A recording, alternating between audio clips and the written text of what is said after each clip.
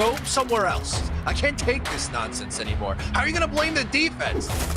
I got the pouch. Screw green bean. Damn it. But once you get to the sausage, I feel like we're doing something. Go Jets.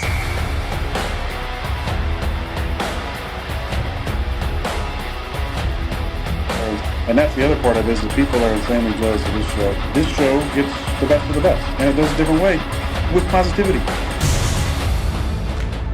He scores! Ow, my head. No, come on. What would you give up to see a Jets Super Bowl? All of my friends and family. Hit those milk thumbs, boys and girls. Freeze front. Hold on to your underwear, ladies, and stand by, bitches. It's now time for Talkin' Jets with your hosts, Matt, Ryan, and Green Bean. Welcome to Talkin' Jets. My name's Ryan, and I'll be your pilot tonight. I am joined alongside my lovely co-pilots. I have Mr. Green Bean to my this way. I got Mr. Matt O'Leary to my that way. Green Bean, how you doing tonight? Yeah, I'm in a good mood, everybody. I'm excited to be here. I'm excited about the upcoming season, preseason coming, and training camp, and all the stuff. And I don't know, man. I'm excited to finally. I think I'm just putting last year to bed now, so I feel good. O'Leary, how you doing tonight? I'm doing fantastic tonight. Glad to have you back, Ryan. Don't worry, me and Green Bean held it down last week, but glad that you are back. I dropped it in the chat, but I want to mention it here too at the top of the show. I have 6 tickets to give away for training camp on Thursday, 2 VIP, and I'll do 2 sets of 2, so 6 total tickets. For GA is the other 4. So drop the ticket emoji in the chat if you want to go to training camp on Thursday. Ooh, we want to make sure we get someone that can actually go to the training camp. So if you can, please drop that ticket emoji in there. And we will put your name into the drawing at the end of this show. We'll give away 6 tickets total. 3 pairs is what we're doing. So you and a buddy get to go to training camp. Looking forward to it. Boys, I missed you. I was on vacation. I was in Maine. Got to eat a whole bunch of seafood. I was up in Patriots country. It sucked from that perspective. But other than that, everything was good. Maine is pretty nice this time of year. It was chillier than I would have thought, but I enjoyed it. Yeah, it was like chilly. What was the weather like? It was chilly in the sense of like not what it is down here. During the day, it was anywhere from like 75 to like 85, and then like as it got towards the evening, it got down to like 60, and it was like cold, like windy and cold just because you're on the coast. So I was like, luckily I brought a sweatshirt and like some joggers to go. I see Harlan in there. We went to 𝐒𝐿𝐿, Maine, like 45 minutes south of Portland. Very, very nice. Lots of tide pools, as Green Bean was mentioning, which I don't know if he mentioned it last week. I think it was, or I guess it was 2 weeks ago, maybe behind the scenes. Yeah. But very, very fun. Got to catch some crabs, went tide pooling? And minnows, and oh yeah, we went through all the tide, not all the tide pools, but went through some tide pools with the kids. They like seeing snails and that sort of stuff. See any starfish? Didn't see any starfish like in the tide pools. We saw them at the Children's Museum Aquarium kind of thing that we went to up in Portland for a day. But very, very fun. Would absolutely go back if you haven't been. I love it. We got a whole bunch to talk about tonight. We got training camp to talk about. We got like injuries and rumors and whatnot going around. So we'll get into all that. But as we're in here, make sure you hit that like button for us for every, how many likes do we do? Is it 5 likes, 10 likes? 10 likes, 25 likes? It was 25 likes. Let's do every 25 25. likes. Every 25 likes we get on this, we're going to get a qualifier for our giveaway at the end of the show. So make sure you get in on that along with our ticket giveaway for the training camp. And if you haven't heard, we got our group buy coming up. $2.99, get your game ticket to week 1, section 315, food, drink at Tailgate Joe's Tailgate, and post-game field access. If you guys don't know, the section we're sitting in, if you go on Ticketmaster right now, it's like $285 for a ticket in our section. For $20 more, or I guess what is it, $15 more? $15 more. You get yourself on the field and a tailgate included in it. So it'd be silly to go through Ticketmaster. Make sure you come through us. It helps support our channel. And you get to hang out with some really cool people. We're halfway decent. We like you guys. We got a whole bunch. We actually only have 9 tickets left. 9 That's what I was tickets. going to say. Yep. Don't So quit. if you were thinking about it, I would highly suggest jumping on it as soon as you can, because they will be gone very shortly. I'm expecting the next, I would say, week or so, they should probably be gone. We sold a bunch in the last week and a half. People excited. I'm looking forward to it. If you can't make week 1, or you just want to hang out with us a little bit more, we are going to be down at the 𝐒𝐫𝐲 Music Festival, Keansburg, New Jersey, on Saturday before the game for the 𝐒𝐫𝐲 Music Festival. We're going to be doing a live show and hang out on the beach. It's going to be a lot of fun. Got our beach bods. We've been cooking that up for a while. I was out on the beach this past week trying to get a little tan so I didn't look like Elmer's glue out there. I am very, very excited for this weekend overall. Matt, you excited for 𝐒𝐫𝐲? I'm thrilled for 𝐒𝐫𝐲. I think it's going to be a great day. We'll do a little live show, a season preview show maybe on the beach. What's better than that? Talking Jets football, listening to good music, having a few beverages out on the beach. Sounds like a great way to usher in the 2025 NFL season. Yeah, damn right. All those tickets going to be available at talkinjets.com. Bean, you excited for our opening day weekend? Yeah, I better be. I'm driving 6-7 hours to come hang, so it better be for something I'm excited about. And you know what, dude? I have a sneaking suspicion. Number one, not just coming up and just kind of going to the game and everything. I think we're gonna set a positive vibe, being on the beach all day together. Watching aerial acrobats between podcasting and bands and all that kind of stuff. Plus the Ghostbuster slime patrol or whatever. I might go in there and get slime. I've always wanted to get slimed by Slimer. Isn't that a thing? I always wanted to do that from Ghostbusters. Remember the Slimer? Oh yeah. When I was a kid, Nickelodeon was real big, so it was like slime was it was not so much it's different. Ghostbusters. Yeah, it was different. 100% different. But this is more like snotty slime. That was ectoplasm. Like puke. Yes. Yeah. So I want to do that. But I got to tell you, I have a sneaking suspicion that we're going to score a touchdown. And it's going to be the first one since 2015 for me. So I'm really excited. It's going to be great, man. Like I said, 9 tickets left. If you guys are dragging your ass on that end, don't, because it's limited, man. And it is an amazing time. And look, like Ryan said, if you want to hang with us all weekend, if you can't come to the game, but you still want to hang, dude, what better than a beach music festival to come hang out with us, man? So I'm excited for the whole weekend. I seriously can't wait. I'm looking forward to it so much. Yeah, it's going to be an absolute blast. For those of you guys that don't know where Section 315 is or didn't think to look it up, bam, right there. That's where we're sitting. You're sitting in this section right here. So you got views of the 30, 40-yard line. And we're going to be feeling pretty nice sitting in those seats, hearing the Jets chant. We are very, very excited. And Jets. Yeah. And a little bit of news that just broke officially. Was it yesterday, I guess? I think it was yesterday. Boom! Gangrene Legends Cruise. This is going to be May 30th to June 4th of 2026. We've got Asmund, myself, Bean, O'Leary, and Richie all going on this cruise with Bilal Powell, Leon Washington, Jericho Cotchery, Sean Ellis, Kevin Mawai, Chris Ivory, Marty Lyons, and Fireman Ed. Make sure you head over to thejetscruise.com to check that out. Link is, did I put it in the description? I think I put it in the description. Yes, you did. I did. So you can click those links down in the description below. Check out all the stuff we got going on, and we are very, very excited for all this stuff. And dude, we're cruising to Bermuda. Oh my God. Bermuda, Bahama. Come on, pretty mama. Let's go. I'm ready to do a Jets chant on a boat. Oh, we're going to be doing a little bit of that. Hanging out with Fireman Ed. We're going to be, I'm going to bring Fireman Ed into my room while my wife is sleeping just to do a Jets chant in her face. That's going to be our alarm clock. The whole Yeah, so I'm going to ask him. I'm going to say, dude, please, I got one request. I won't bug you all weekend or whatever, all week. Can you just one morning, 6 a.m. or so, just come into my room and fucking JETS my wife to life? Can we do that? We got to get him in is it the cockpit or what do you call the main part of the bridge? Is that what it is? Bridge. The bridge. I don't know. We got to get Fireman Ed in the bridge. And All on the hands microphone to the bridge. Jets.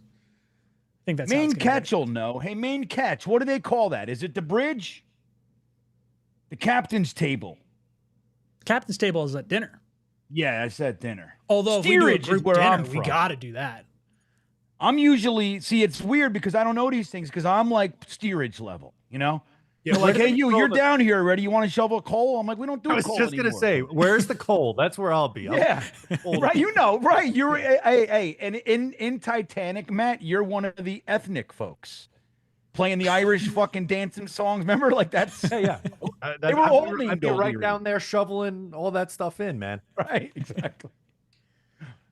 They were all O'Learys, McPhersons, McDougalls. You know that's what they were. Oh yeah. We are pumped. So if you guys would like to hang out with us for any of these events coming up, we would love to have you guys. I have one goal for this cruise, and I'm probably gonna bring it up 100 times before we actually go. All right. But I will be recreating this picture with Sean Ellis at some point on this cruise here. Oh yeah. That Like is I met you amazing. in like 2005, 2006, and I'm gonna wear my jersey that now fits me of Sean Ellis, and we're gonna So good. recreate this picture, man.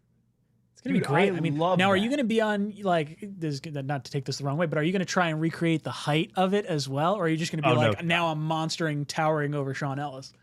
No, yeah. Well, I don't know how tall he's. We're probably pretty close to the same height, I would think. He's not pretty 7'6". That's ridiculous. I'm not.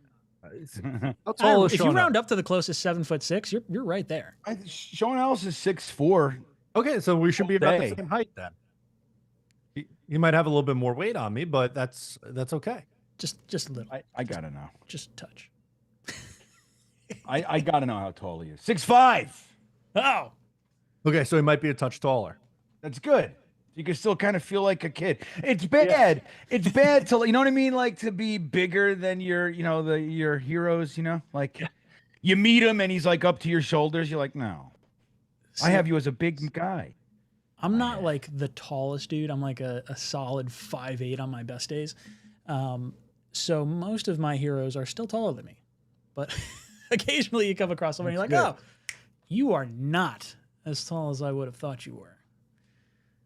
Just doesn't happen to me as much.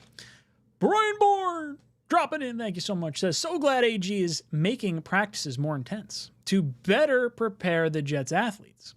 However, there does seem to be more injuries than in the past. Should there be concern? Where to find the balance? So I got to pull up the list that we had going in our group chat for the injuries. So missed practice today. Will McDonald, Mason Taylor, Quinnen, John Simpson. Why did they Tyrod miss Taylor. though? Each one? Do you know, Ryan? Why did I'm each just one reading miss? the Dom text right there, so that's my. Oh, Bam! I'm supposed to give us more info. I mean, I like, was did they working. I miss it didn't- because they were, scheduled off days? Is they're on their period? Like, what is it? So what are they doing? Simpson's got a back. I know that. There's something going on with his back right now. And then hurt in practice today were Coward, AZ Thomas, and Brees, though he did return. All right, can I throw out some thoughts? Yes, let's hear him. I usually wait for you to call on me, but today I want to really jump in on this Brian Bourne guy. Okay, number one, there is no balance. Okay, you go full bore, and you beat the living shit out of each other now. Okay, and if somebody can't take it, if they can't take it now, they can't take it week 3, dude. You get it? You got to know who's a man now. Right? So you batter the living shit out of them. You get their bodies used to it. You also let them know, like, hey, dude, there's a difference between injuries here. Like, if you're a little banged up, you got what they like to call a contusion, what we call a fucking bruise, you get back on the field, okay? I have a contusion. Oh, that sounds serious. Yeah, you got a Charlie horse. Somebody knuckled you in the thigh. You get back out on the field, dude. Like, that's what it is. And you got to find that stuff out now. That's my firm take, man. If somebody is going to get banged up and because they're tackling, what's going to happen week 1? Like, you're going to think you have this guy and he's going to go out there and guess who doesn't give two shits? JJ Watt or DK Metcalf. DK Metcalf will run right through you, dude. And if you're going to get injured, then get injured in training camp. Let us get a man out there, somebody who's ready to tackle him and actually make it through a tackle without fucking going to the tent. You know, so I think do it now. Now, here's the other thing I'll say, and I want to say this loud and proud. Cowart, look, I'm all about it. He's right now, he's penciled in as the starter, I believe. If you're going to get hurt, good. Get Fedarian Mathis. It's just a straighter line for Fedarian Mathis to get in our starting lineup. That's who I want there anyway. Just get him in. So if you're going to do it, hey, look, if you can't make it through training camp, Mr. Cowart, good. Fedarian Mathis can get on in there, and that's what I want to see. Or him or LT3 or any this dude, they got to know. They got to know now. You can't make the tub when you're in the club or whatever it is. This is true. Think about it. If you're in the club, you can't go bathing. It's ridiculous. Right. Yeah. You missed last week, Ryan. We coined a new phrase for guys who green bean Watts. Bloody knuckles guys. Oh, I like bloody knuckles, guys. Do you play bloody knuckles as a kid? Oh, dude, that's all. Dude, I got bloody knuckles now. I was. Look, my guard. Just let me. I'm sorry. Segue, but you asked this, so I got to tell you. I made. So my garden is really blooming right now. I got tons and tons of these awesome tomatoes, San Marzanos, Romos, but my cherry tomatoes, I'm making this dish, right? It's unbelievably good, all right? But so what I was doing was I was making pasta and I was putting my tomato thing on it and I was shredding some cheese from a block. And I shit you not, I shredded my knuckles right off. I've done and I that. didn't even know. My Shit. wife said to me later, "What's going on with your knuckles?" And I was like, "Oh, I guess we ate them because they were in the cheese." Like, I don't know. Like all my knuckles, dude. And that's the thing. Bloody knuckles guys don't even know their knuckles are bleeding. You see what I'm saying? Ooh. They just like, hey, dude, you got to take all the blood. What blood, coach? What are you talking about? So those are the guys. Me and Matt, I think Matt's on board with my bloody knuckles guys. Yeah, we need more bloody knuckles. Bloody knuckles training camp. Print the shirts. Right. I was going to say, we got to make some shirts on it. If you're on day 2 of tackling practice and you're already hurt, you're not a bloody knuckles. Go somewhere else. That's what I think. I love it. Bloody knuckles in the lunchroom, flicking quarters. Crack some knuckles. Where the men were separated from the boys. Absolutely. If you don't know what we're talking about. I wonder, do you think kids still do that nowadays? Is still flicking quarters? I guess there's no quarters so much anymore. Flicking credit cards. I honestly don't know, dude. Can you flick a Bitcoin? Can you flick I wouldn't. That's No, a $120,000 coin, dude. It's a $100,000 coin. I'm like, catch. Be a whole bunch of people catching it. Be a bigger fight than the bouquet, Ryan. That's right. Garter, you know? I think. Who do we think's catching the bouquet at Matt's wedding? Which lady? Got to force Richie's girlfriend over there. Yeah. Well, I think we got it right. That's got to be the next man up. Put him on blast or put him on the spot. Oh. Well, it's only for single people, right? Only single people go out there. Yeah, but not married. Not unmarried. So like if you were dating someone, you would go out there and then yeah, right. That's what I meant. Not unmarried. I guess that's a better distinction. So good. Me and my wife for free. That's good. I always feel so much pressure. Because if I go out there to catch the garter, like I don't really want it, but I gotta fucking win. You know what I mean? You're gonna do the Garrett Wilson catch of the garter. Yeah, right. Hey man, like dude, Green Bean fucking mushed my face. Isn't he married? Like that's all right. I don't know. He's just like that. The first wedding I went to, I was probably 14, and like all my cousins, they're like, Matt's catching the garter, and like they threw it, and everyone ran out of the way, and I caught it, and I was like, I don't like what is happening right now. But yeah, I mean, you guys will see. The O'Leary side, my dad has 8 brothers and sisters, so this is gonna be there's a lot of people coming to this thing. So I don't know how I'm gonna pay for it, but we're gonna make it happen. Money's just an object at this point. It doesn't have any value to me at this point. We're just throwing coins at this thing. It takes a little bit, and Eric's helping us out paying for that wedding. Thank you for the 20 spot, Eric. Matt, if you would be so kind as to put a poll question in the chat, see who we're freezing, courtesy of Eric. Anyone who sends in a $20 super chat gets to freeze vote us. Most coaches like to be conservative with starting quarterback reps on the first preseason game. I'd like to see Fields get at least through the middle of the second quarter. I think getting him into a rhythm is imperative for a new system. I don't think we're going to see him. Now, I don't know if, has Glenn come out and said like he's definitely playing this preseason game? Like my gut feeling is I don't think we see him this week. No, Aaron Glenn said on Monday, yeah, I guess yesterday, that he is undecided on the starters for this game. They'll let us know later in the week, so it's still TBD. Okay. Yeah, I think we're going to see the majority of our guys play week 2 of preseason versus the Giants when we have the joint practices and everything, and there's a little bit more, zest for the matchup. Right now, because of all the injuries that we got, I would be a little surprised if we went two full bore on this particular week. But to get to Eric's point, I completely agree as far as like wanting to see Fields on the field. Like I want to see him get a bunch of reps. If he hadn't, just come off the dislocated toe and we had all the injuries, I'd probably be a little more gung-ho about it. But Bean, what are your thoughts on Fields actually playing the first preseason game? You want to see him or no? Yeah, I think he needs to, but like, I think, well, there's 3, I guess game 2, right? We were talking about it a little bit the other week, but I think, just 2 series, you know what I mean? Just, you got to get him out there, I think, man. Tell him, hey, look, this isn't the game to be running. We know you can run. Like we got it. You don't need to be going into the, the linebackers zone, so to speak, there where they live.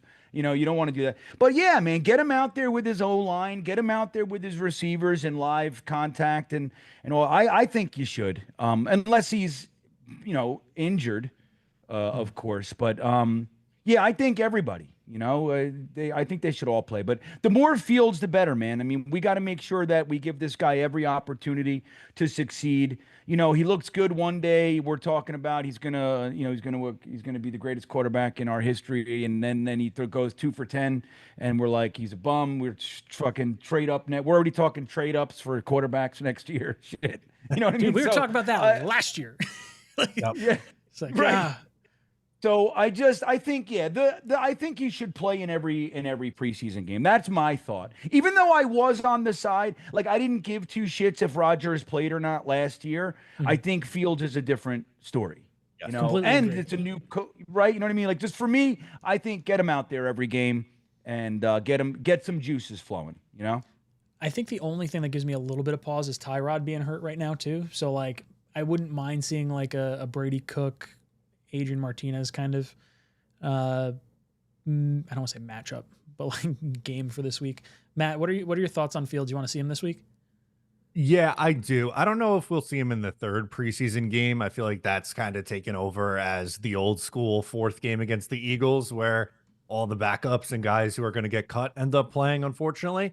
But I would like to see him get in 2 games, maybe 2 series in this one and like a quarter or a little bit more than a quarter in the Giants game. He just needs the reps, man. Like we've seen it this week. Unfortunately, he had a great practice on Friday. Then you get to the green and white scrimmage Saturday, and Monday and today, Tuesday, it hasn't been nearly as good. I'm not saying, take the training camp stats as gospel here. That's not what I'm preaching, but I just think it's clear that he needs to get some reps and continue to work on, building the chemistry with his receivers and honestly learning the system too. Yeah, it's everyone trying to learn this system too. Like even though Fields is the one that's going to get like the lion's share of blame because of the completion percentage and everything, and obviously, we haven't seen every single pass as far as like how far off the mark was he, what play was called, did the receiver potentially run the wrong route or something? Who knows? But the offensive line is learning how to block, through this system. The receivers are learning how to run that. Well, I guess they know how to run their routes. It's just learning the playbook. But yeah, look, more reps for a new coaching staff to see some of these guys. I think the battles that I'm most interested in seeing right now, especially for the first preseason game, is like I want to see the guards. I want to see definitely Max Mitchell and Carter Warren, like just see what that second line of depth is. Because right now, Warren is slated to be the 3rd left tackle, with Max Mitchell being the 2nd left tackle. And we can go into the depth chart at some point. Yeah, I'd love to. Here. it'd be nice to kind of like see what our thoughts are on that. And then the depth at edge, I think, are probably two of my biggest things. How are the trenches handling themselves on both sides of this? Being any thoughts on the position groups that you're kind of keeping maybe a closer look on? Well, I'm with players. you there. Like can you hear me? Yeah. Sorry, I did cut you off. I just said or players in general. Yeah. Well, I mean, I think there's somewhat of a free for all, kind of like, so like you said, like that depth O-line, we don't have any loyalty to these guys, right? They're all previous draft picks, from previous regime picks. There are some guys that, like a Max Mitchell, we all thought highly of as a prospect coming out. He needed to put on some muscle and all that. He looked good rookie season, and we've seen him regress. But we also know that our offensive line coach was turds last year. So, like some of these guys, I'm really excited to see, what an actual coaching staff can do. Now, hopefully, we have one of those. We don't. I mean, I'm giving a lot of rope here as far as what I think these guys can do. Now, coming from what I think is one of the worst offensive coaching staffs we've ever seen as a collective. I think that we can only go up, but I'm hoping that we have like some real chops here. But there's another guy, Dom C and I were very high on him last year, 𝐒𝐿. I'm seeing him now. He's interior, but I'm really just like there's some guys that I want to see get a fair shake. Like I have no love for like Xavier Newman, for example. It seemed like the previous regime loved that guy. Now, I'm not anti or anything, but I just feel like he got benefit of the doubt just because. It was like a Gibson kind of a thing. And I'd like to see some real competition. So Max Mitchell, I'm really interested in. 𝐒𝐿, I'm really interested in. I'm also interested on the defensive side of the ball, not to take too much, but I'm real curious to see what like Jamin Davis, Darian Mathis, like those kinds of guys. I think we might have some like secret little packages, waiting in the wings here. So yeah, man, I'm really excited to see, what guys can do in the preseason and throughout training camp to see, if they can sort of rise through and make an impact and make us a little bit better than maybe we think we are. You know what I mean? Yeah, absolutely. Matt, what are your thoughts on like the position groups that you're kind of keeping an eye on, or maybe specific players that you want to see more of?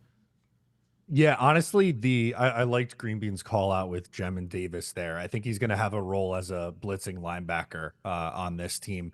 The guy, or not really the guy, the group I'm going to mention is wide receiver. I think we know who the top two guys are. After that, there's a cluster, from 3 through like the 8th guy on the roster. So who's going to step up and make a play? That's what I want to see. I know Brandon Smith's had a good camp so far. Can we see that in game action? Is Tyler Johnson going to look like the guy who's, pulling away from the pack? Do we see any pulse from Malachi Corley in these preseason games? That'd be nice too. Oh, he's going to blow it up. I fumbled today in the tackling drill. Not a bloody knuckles guy, Green Bean. Hate to report. Well, you know why? Because the defense ain't fucking around and they're letting them know. So I like it. Fumble now, kid. That's right. Get those fumbles out. Let's go. Hit him. He's got to get that. Like a guy like him, I'm a firm believer. He needs to get popped to become alive. This like kind of hanging out. He needs real live bloody knuckle action. And when that happens and he realizes he's playing football, I'm really excited to see Malachi Corley in the preseason. I'm excited about that guy. What a spin zone from Green Bean there on the fumble. You like it? I do love it. Fumble now. You can't do it in a game. I love it. I want to see more Malachi Corley. We'll get into the depth chart, like I said, in a little bit. I'm going to freeze myself before we get into Sorless's comment. But I very much am looking forward to hopefully seeing more Malachi Corley. And like, I would love for him to just get reps at kick returner, even though he's not even on the depth chart as a kick returner. Like, just get him on the field. Like, I don't want to see Gibson returning kicks. I really, really don't. Like, I know what he is. I'd rather take the risk on the unknown 3rd round pick than anything else. But I digress. We'll see what they end up doing. Sorless, 76 says, I have a gut feeling that Braylon Allen will be taking over running back 1 position over Breece at some point this season, probably sooner than we think. So before I answer, I'll go around to you guys. Matt, what are your thoughts on this? How do you interpret Sorless's comment? Do you think it's because Breece is traded and Allen becomes running back 1, or does Allen earn running back 1 and Breece falls to running back 2? How does this play out? I was going to say, I think the only way this happens is if Breece Hall gets traded. And that is a possibility. I don't want it to happen, but if the Jets start 2-6, maybe they're looking to flip some assets at the deadline and not be buyers. And if that's the case, their most tradable asset is Breece Hall on an expiring deal. And then you get into the whole argument of, not wanting to lose him for nothing. If he plays great and the Jets are in it and competitive, I would say he's, probably a franchise tag candidate. But I don't think that Braylon is going to get more, I'll say touches, because I think Breece is going to be utilized so much as a pass catcher. I really think he's going to end up being second on the team in receiving yards and catches this year. So we're going to see him on the field a lot. If you want to say their carries are going to be close, you might be able to sell me on that it's more of like a 50-50 split on carries, but I don't agree if the take is Braylon is just better than Breece and he's going to be, getting a majority of the running back reps early in the year if he's still here. If you guys were wondering, the franchise tag for a running back would be $14.1 million per over the cap. I'm not sure if that's the entirely accurate number at this point. It doesn't seem like they've really released the what the figures are, but that's where it seems to be. That would make Breece Hall the 4th, I think it was, highest paid running back. I think somewhere in the 10 to 12 million on a multi-year deal is probably where he should land. I think Barkley is close to 20. I think McCaffrey might be like 19. And then Kyren Williams just signed 3 years for 33 today. 3 years, 33. That would be a great deal. If we could do that with Breece, done. Do it now. I think that would be a good move to at least keep him around a little bit longer. As much as I love, Braylon Allen and Isaiah Davis, Breece just there's a reason why he's so special. Like, I don't get the same feeling from Braylon and Isaiah Davis where they can just take any touch at any given moment, make a guy miss, and take it the distance. Like, Breece is that game breaker that I don't feel like is worth just getting rid of because he's just another running back. In some sense, I do view him as I don't want to say wide receiver 2, but like receiving option number 2. Like, it's Garrett Wilson, then it's Breece Hall, then it's like a Mason Taylor or, tight end position. And then you can kind of Corley, somebody like that, right? Yeah, Corley, you can throw him in there. Maybe a handoff or something. That's cool. Bean, what are your thoughts on the running back position as far as Braylon overtaking Breece? Yeah, well, I agree with what you guys are saying. And I think Breece, I think Breece is it's an excuse, man. And I know it is, but it's also real. I think he's kind of gotten a bad deal here. And I'll just bring a couple examples. One, our offensive coordinator in 2023 said about 2/3 through the season, wow, we didn't realize that Breece could be such a threat in the passing game. Okay. Ridiculous stuff. He's had to share his time with the likes of Michael Carter the first, who was, remember, 2023, Michael Carter, before we traded him, was our penned in third down back. Every third down, he came on the field. Then we signed Dalvin Cook, and he had to. So Breece Hall's like splitting all his time with these guys, and he's never really been the bell cow. Like we haven't just run the guy, 20 times a game. And like you guys have said, and I wouldn't be surprised if he ended up being the second, the second in receiving.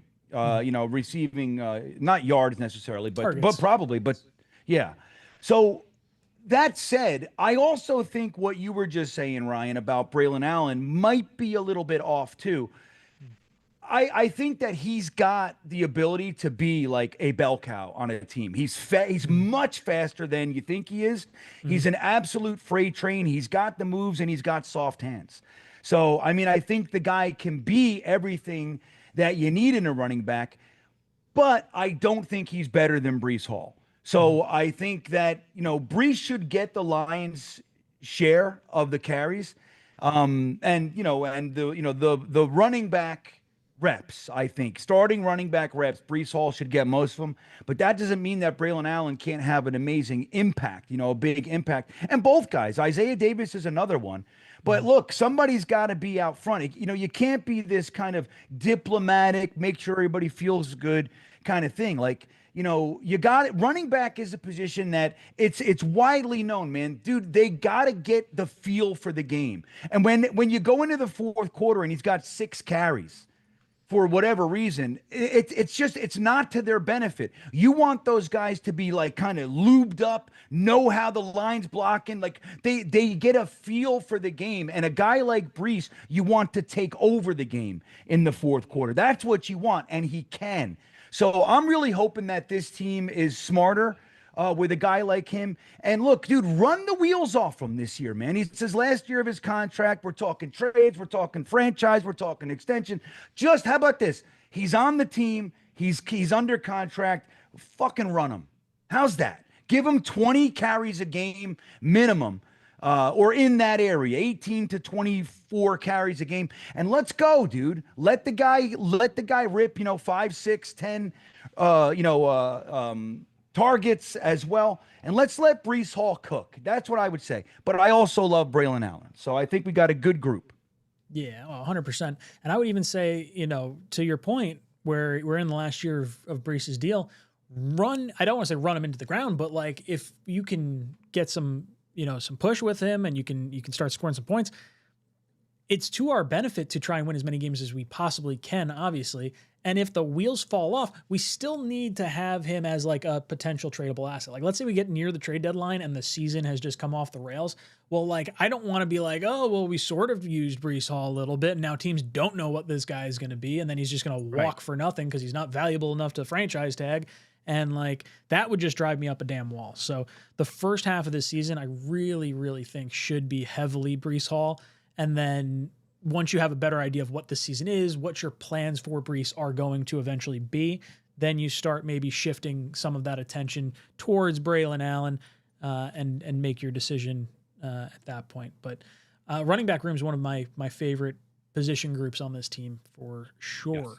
I'm going to let you guys talk for a brief minute because I forgot to freeze myself. Forgot. You like that, Matt? Oh, yeah. I love forgot. That. Hey, you know what? We forgot to tell Ryan that there was a large contingent in the chat saying they feel like with just you and I that Green Bean might not feel the pressure of Ryan's totalitarianism. Remember? They were saying that, man? I did. Oh, no. See? Look at this. I can't even pronounce it. I can't even speak right. I'm surprised I got it out right. Yeah, you did get it out on the first try. Totalitarianism on display right there. Will you go for the 3? 30 seconds. Can you imagine? Oh! Can they still hear us? Hello? Hello? We're frozen. Oh, it's fucking cold in here. It's chilly. I didn't wear my warm pants. You're the meanest. You're a jerk. I'm a jerk. So what do we do? This is weird. Freedom! There he is. I get the stage all to myself for 20 seconds. Oh, this is just absolutely great. I got nothing to really talk about right here. I just got to say, it's hard doing this by myself. And yeah, that's about it. I really wish I had something better to come up with for this. Well, look at this. Look at this comment from Alejandro Arroyo. Did you all see the hypothetical trade, a third Breece and Jermaine Johnson for Micah Parsons? That's wild. Think of that? If that was the hypothetical trade, you doing that? I don't really want to, I'll be honest. I love Parsons. I mean, he's everything you want in an edge rusher, and JJ may not be the guy, and Breece might wind up walking. So are you cool with like a gimpy JJ and a Breece who would have left anyway, and essentially just trading like a 3rd round pick for Parsons? You probably have to, like, if you're really drilling down and thinking about it. But like, man, I like JJ a lot, and I want Breece to work out. So it's all about money. But just like you said, like Breece's contract is up this year. JJ, you got to make a decision this year.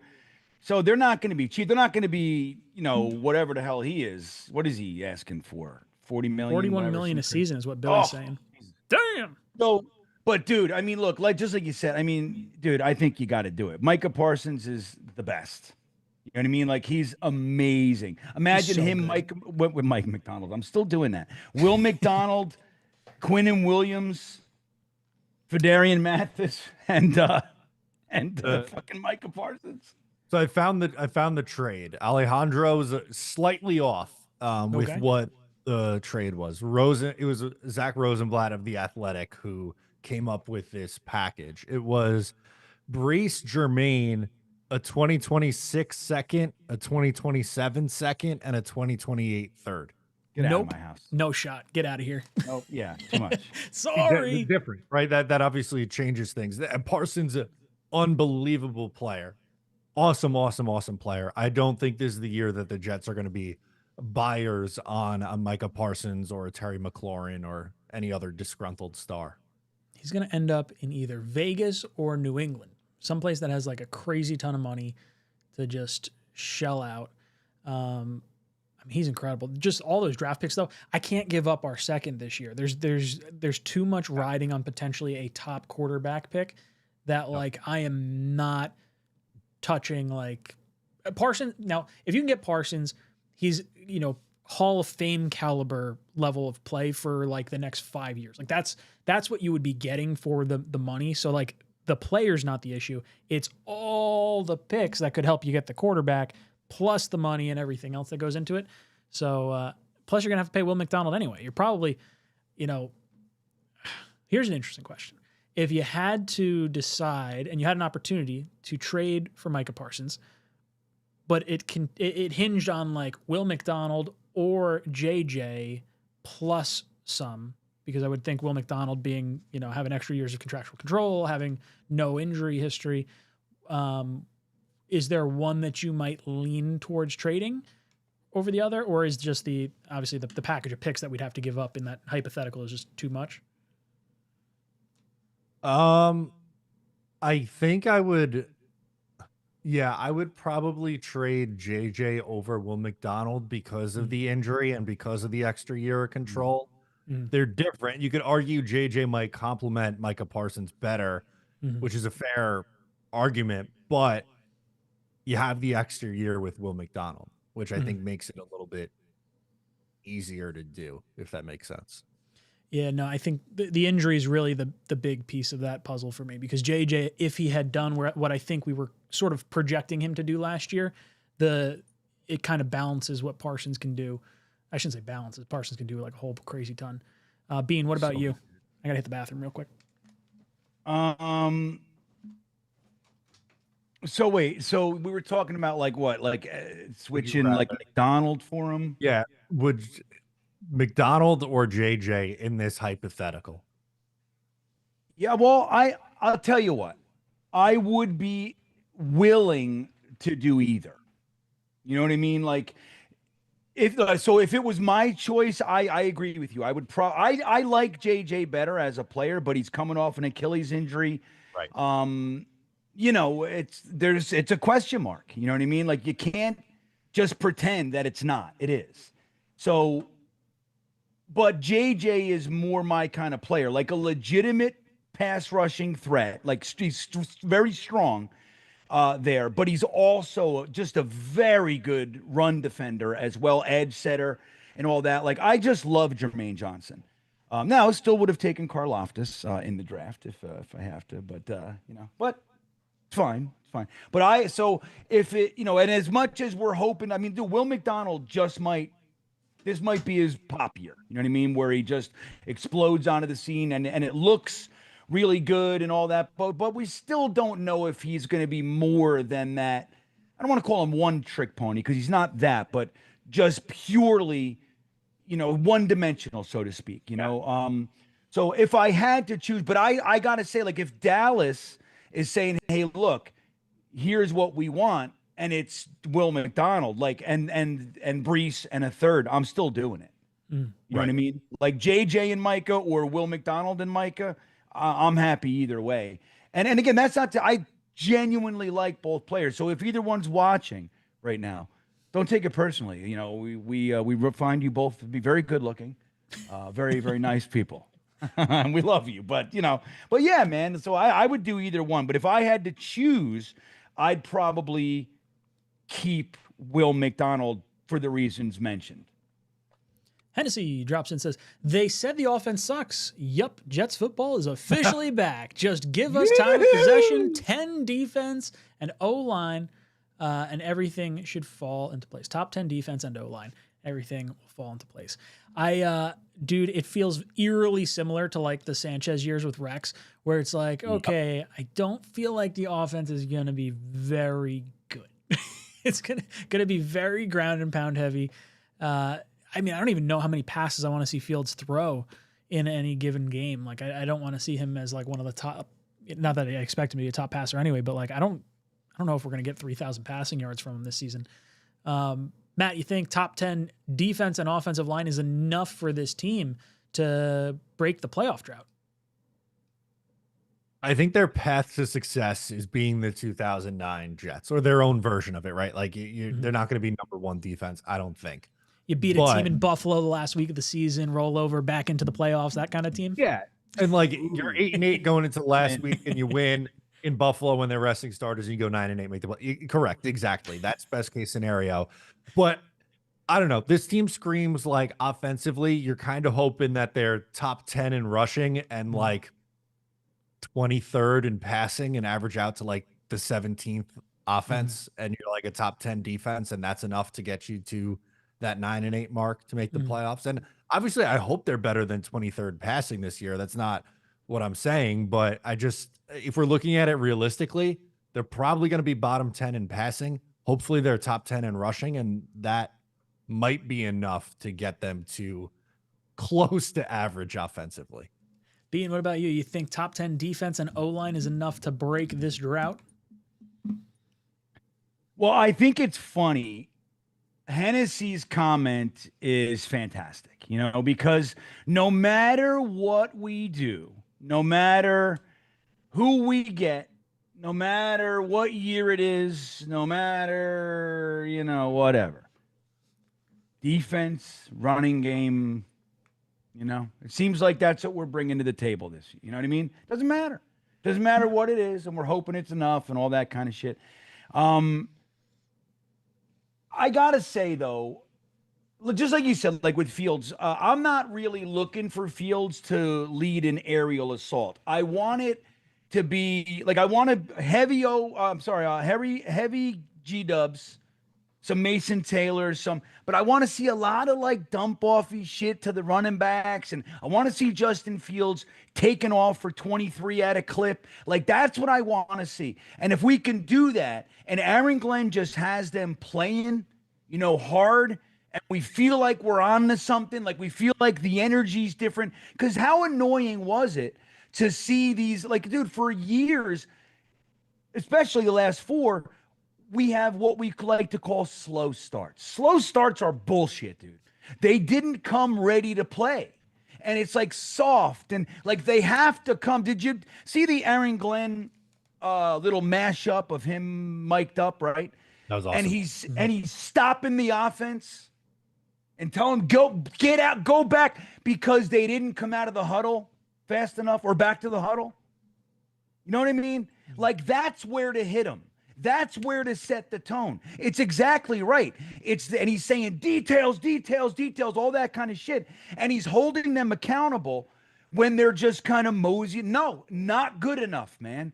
We're not doing that. And you set that tone there. So if we see any of that, leak into the season, like we're a more physical team, we seem like we're there to play from the first snap, those kinds of things, I'm really not looking for an aerial assault. Hey, look, if it ends up being like that, if the Justin Fields, Garrett Wilson, Jeremy Ruckert connection just seems like, oh my God, we're back to Ohio State, dude, I'm in. But I'm not expecting that. I just want to see competitive football, and I'd like to see the offense stay on the field for more than 3 plays.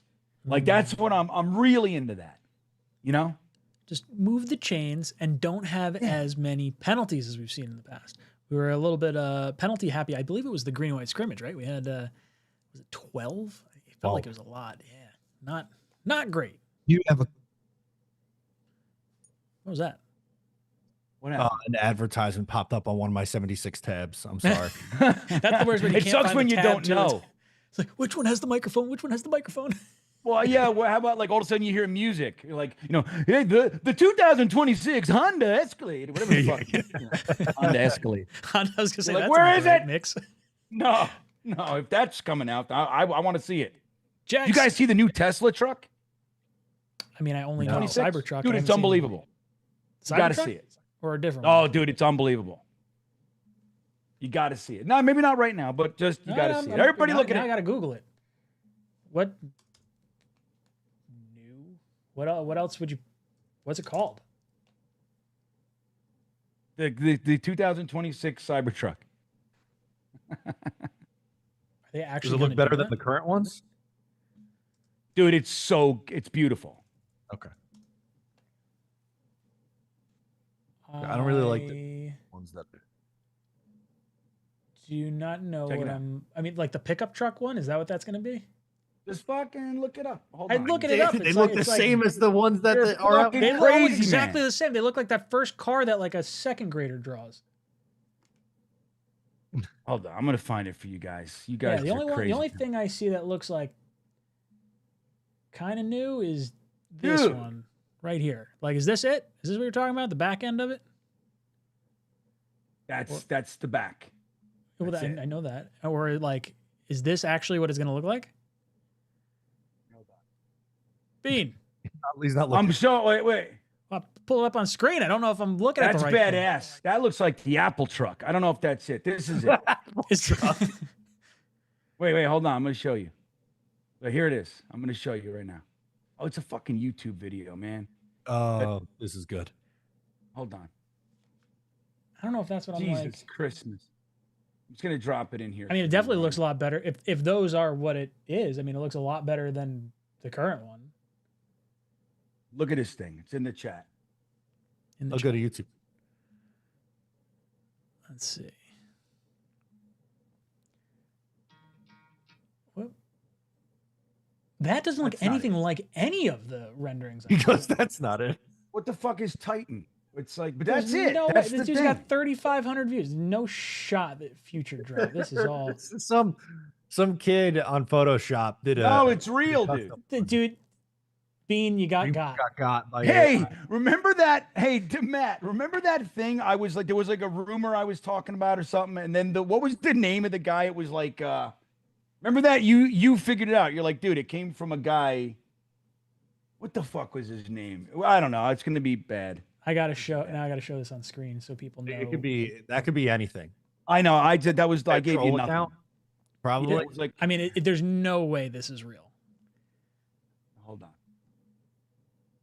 That's it. No, that's It looks like my Ranger, kind of. not the one. All right, forget it. I gotta find it. It was red, the one I was looking at. I don't know why I can't find it. You know what though? When you can't find it, it does give you the sneaking suspicion that it's not real. I will admit, I got There it by is. The Is this actually? Is this the one you think it is?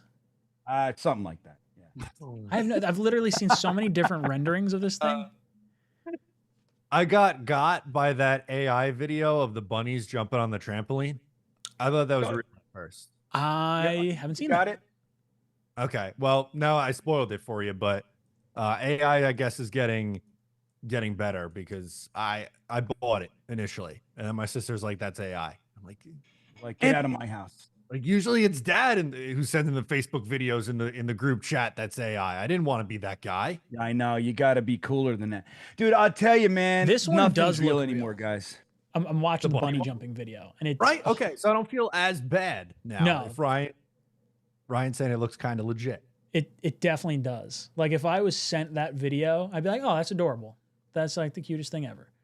Because it doesn't I really. wasn't analyzing it for AI tells. I just thought, oh, that's kind of cool. Look at all these bunnies on the trampoline, and I didn't think twice of it. See, that's the kind of stuff AI should be used for. But instead, it's going to like absolutely rip apart society. Yeah. Oh man, very cool. I got last year when it wasn't AI. It was like I don't know if I brought it up with you guys. I think I brought it up with you guys. I made a video about it. I was like, oh my God, Sauce wants $30 million a year. It was just last year, 2 years ago.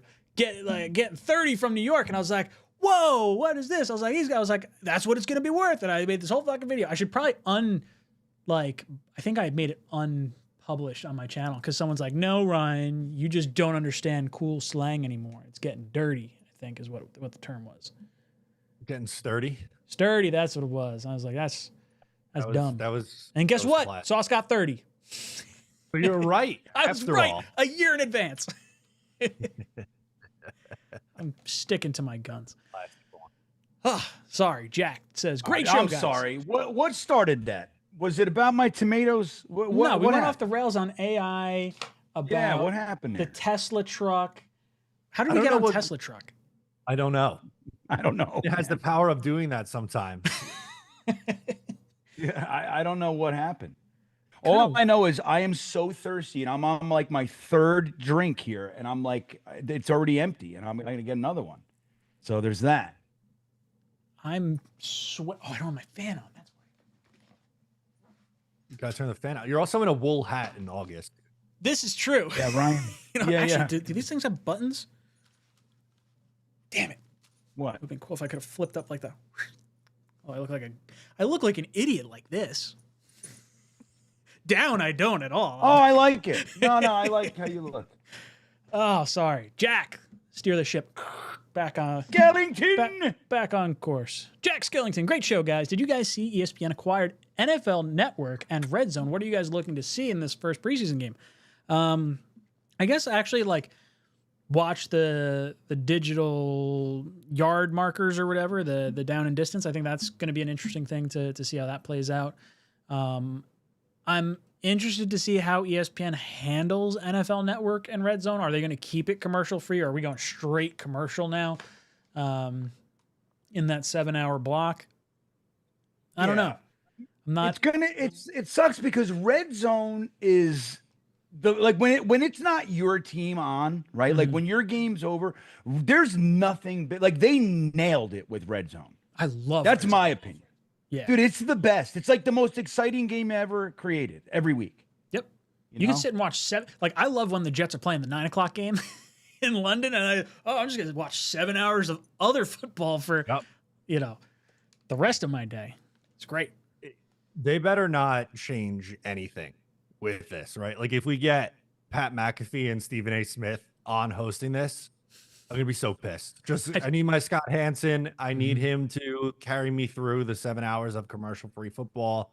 That cannot change, please. 100%. Are you guys looking forward to anything from this acquisition or the first preseason game in general?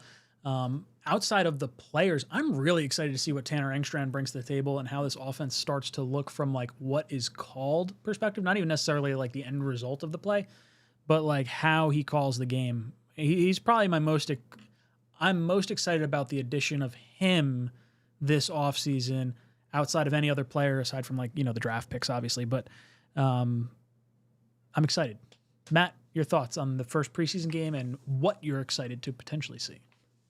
Yeah, I'm just excited to see Jets football, even if it is, the backups playing. I'll nerd out over, who's fighting for the third safety spot or whatever, right? I'll find something to watch in this game no matter what. The visual marker, that was pretty cool in the Hall of Fame game. So I would like to get a second look at that in this game too. That's a good call out. Bean, how about you? Anything you're looking forward to this weekend? I'm just excited. Well, let me tell you this. I'm excited because it's going to be our first live game stream of the season, right? This Saturday night. And I just got confirmation last night that Frankie from Flatbush is going to continue with us this year. That. It's just, Frankie, I got to tell you, he's genuinely one of my favorite voices in Jets world. Frankie tickles me in a way that nobody else does. It might not be better than some, what I mean, but it's different. And he I don't know. I think Dude, he really does, man. And he's a guy Frankie he's where Country Club Connor comes from. Dick Chimney. He calls Malachi Corley last year Scratchy Malachi because he was always a healthy scratch. So Scratchy Malachi. I mean, just like shit like that. So anyway, and then his stats, he's always charting. And like whenever I would have him and Dom on at the same time, I had to like, it got like nerd. I had to like tone it down. I'm like, guys, they're like, like you hear them together, you could fucking like, it's like HTML code or whatever, some shit, But anyway, I'm just really excited. Jeremy's going to be back with me, and Frankie's going to be. So this week is like we start. So I'm just excited to kind of get the season rolling, see what's going on with the Jets. As far as the rest, I don't even know yet. Like, red zone and everything. I hope they don't ruin it. If it ain't broke, don't fix it. That kind of a thing. I hope they're smart enough to do that, but they're not. They're going to squeeze every drop. It's like what the Jets did. You were mentioning it before, Matt, I think. What they did with the Jets chant. It's like, why can't you just leave it the fuck alone? Why you got to make it into a song? Sponsored by Alltel. It's like. Cash App. You know what I mean? Cash App. Cash App. The Jets That's chant still brought one to of you the by best Cash App. rants we have had on the show. Favorite.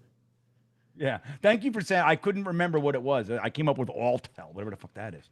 But yeah, so yeah, I mean, I don't know. Like these guys, like they can't leave anything alone. Like just leave it alone. It's good. We like it. I can make 8% more. It's like, Brutal. So anyway, I'm just excited for the way I'm looking at it is this weekend, it all begins. That's how I see it. I'm excited. Armani AD. He says, hey, fellas, just wanted to show the love. Matt, Thank you, could you Armani. please put on a poll question? Armani has triggered the vote to free someone. Thank you so much, Armani. You're the man. Uncle Terry says we win the Super Bowl. Armani is a good luck charm, dude. So Armani, I'm hoping that you hang out with us for the game streams. He's a very pivotal part of what we do on Sundays for Jets football. Armani, we need you in every single one of these chats. Please. Uncle Terry, we win the Super Bowl. What does our team look like? Fuck, I don't care. It doesn't matter. We win the Super Bowl. I'm going streaking. Like, let's go. Not like it does now. Dude, I could care than what it looks like less. now. February, right down Broadway. Just super excited. I don't care what the team looks like if we win the Super Bowl. Does not matter. Matt, how do you take this?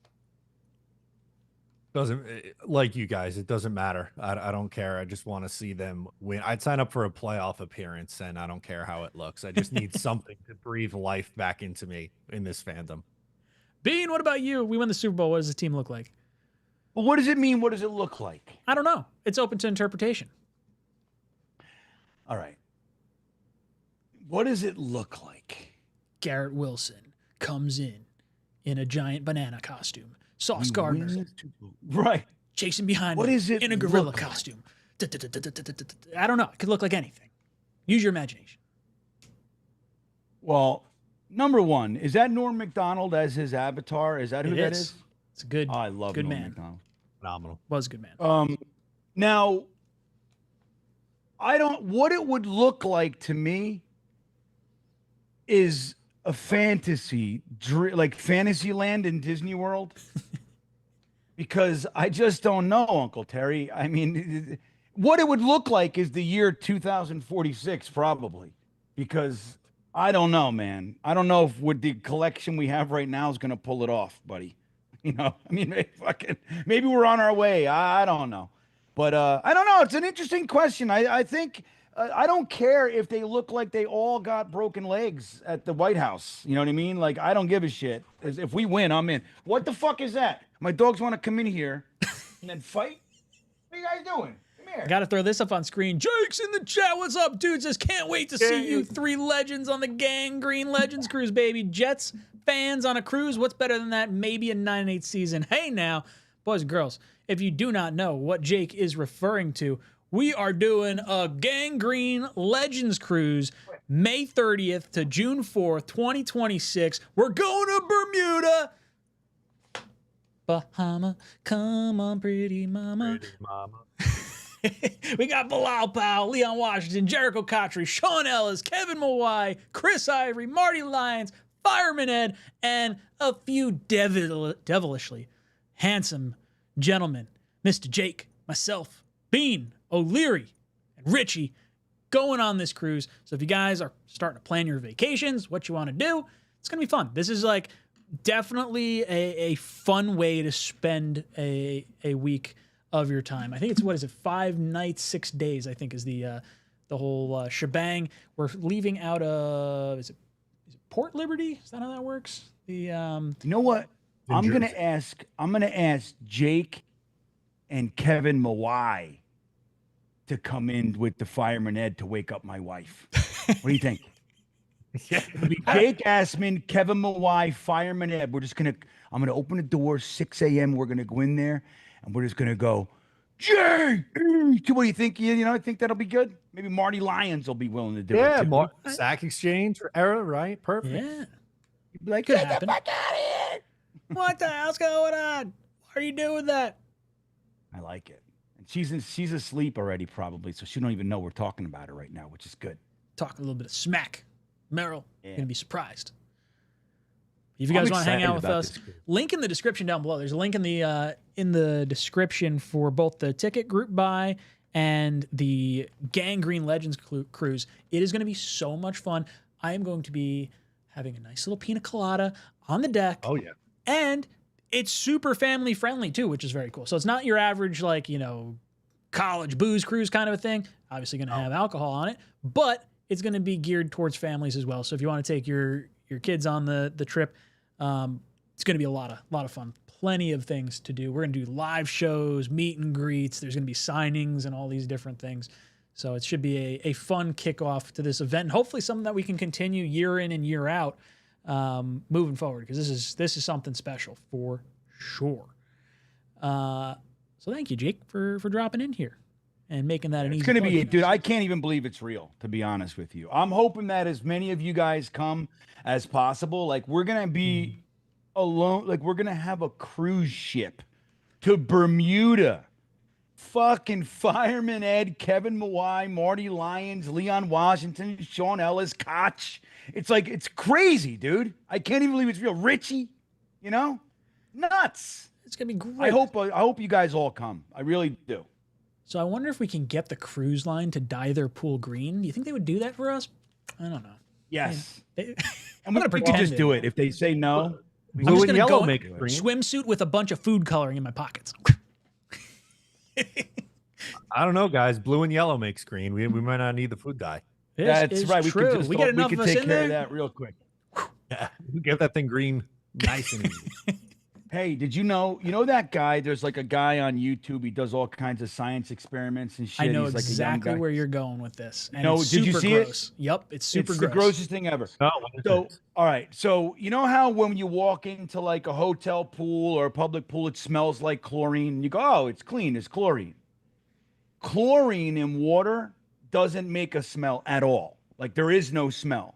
The smell is when urine is added to that. Yep. So he did an experiment he did like twice as much chlorine in a thing and whatever. And then he did one with urine in it, and he opened the one with just chlorine and water, and there's no scent. And then he opened the one with the urine in it, and he's like, bro, this is the traditional smell. This is my summer. This Like, so it's whenever you smell that, it's only because there's piss in the pool. If there's none, you won't smell anything. Oh, So I'm going to ruin this story slightly because I was running Go with ahead. it too. It still is very, very true, but it's actually all bodily fluid. So it'd be like sweat and I guess Ejaculate. I guess if you're jerking off in the pool. That. If anybody's jerking off, it'll make that smell. This is a family cruise. Don't you be jerking off in the pool. That's right. We're not allowed. You're right. Yeah. You would throw you overboard. Yeah, there's no masturbating in the pool. That's one of the rules, they said. Yeah, you gotta walk the plank. We're gonna should pass totally the have a Bermuda plan. Triangle. We're gonna whoop. There you go. Yeah, right. See you later. Oh, that's great. Oh, all right. plank. Steer it back on course. Wyatt comes in we shouldn't judge our defense or offense until we've seen this staff in action. We have a ton of talent and should not write them off.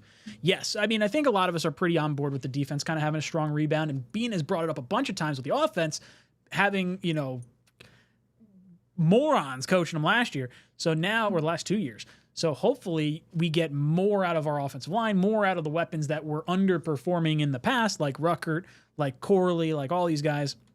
And then we can take like another step forward. So Wyatt, you're not wrong. We got to see these guys in action. And again, it's hard for me to really like amp up my expectations for the season. Like my expectations are fucking low, very, very low.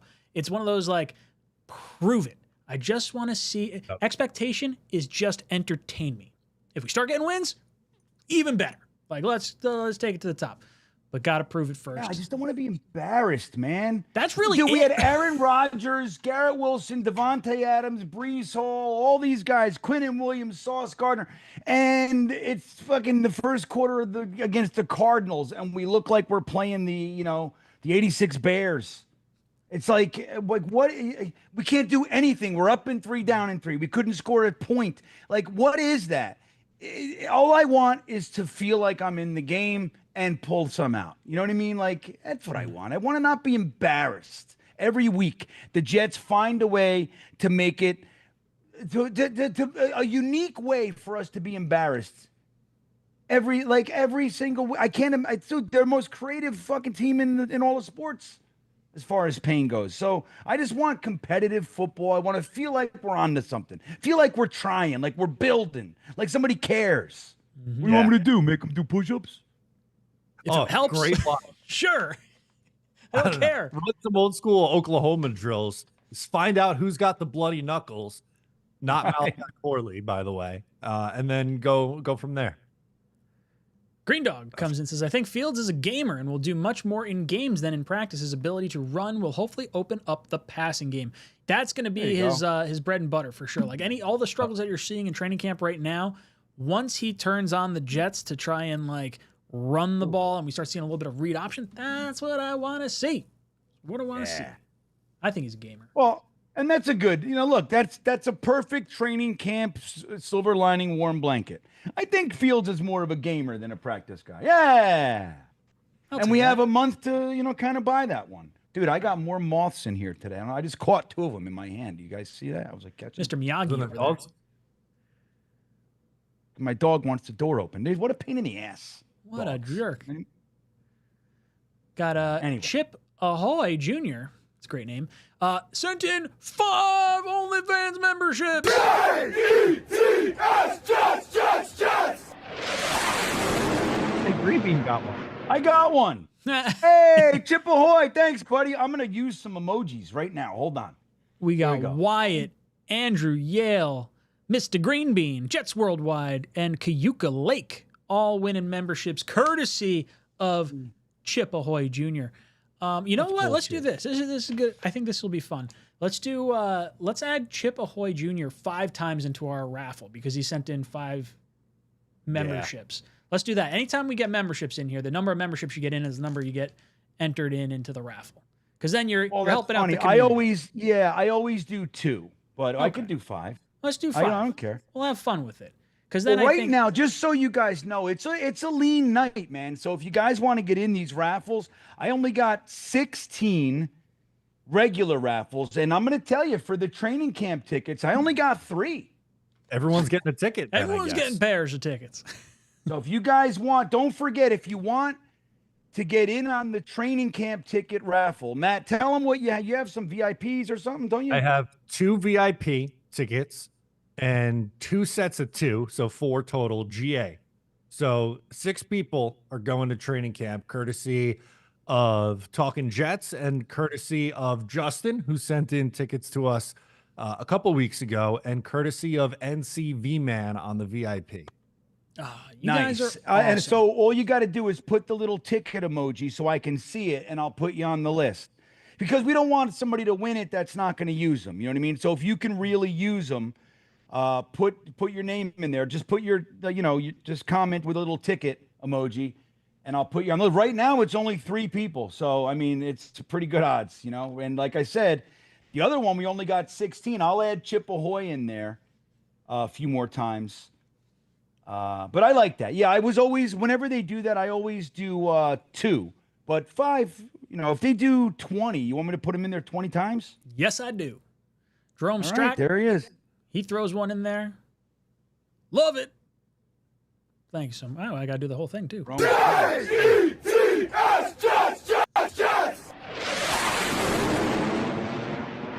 Guys, helping out the channel. Getting some people some cool emojis. Thank you very much. Peter S. drops in with Super Chat. Says, I don't believe we should be too worried on Fields or really the first depth chart. Do you think Carter Warren can play well enough to make the roster, or is he done? Also, Ryan always screws Green Bean in the intro.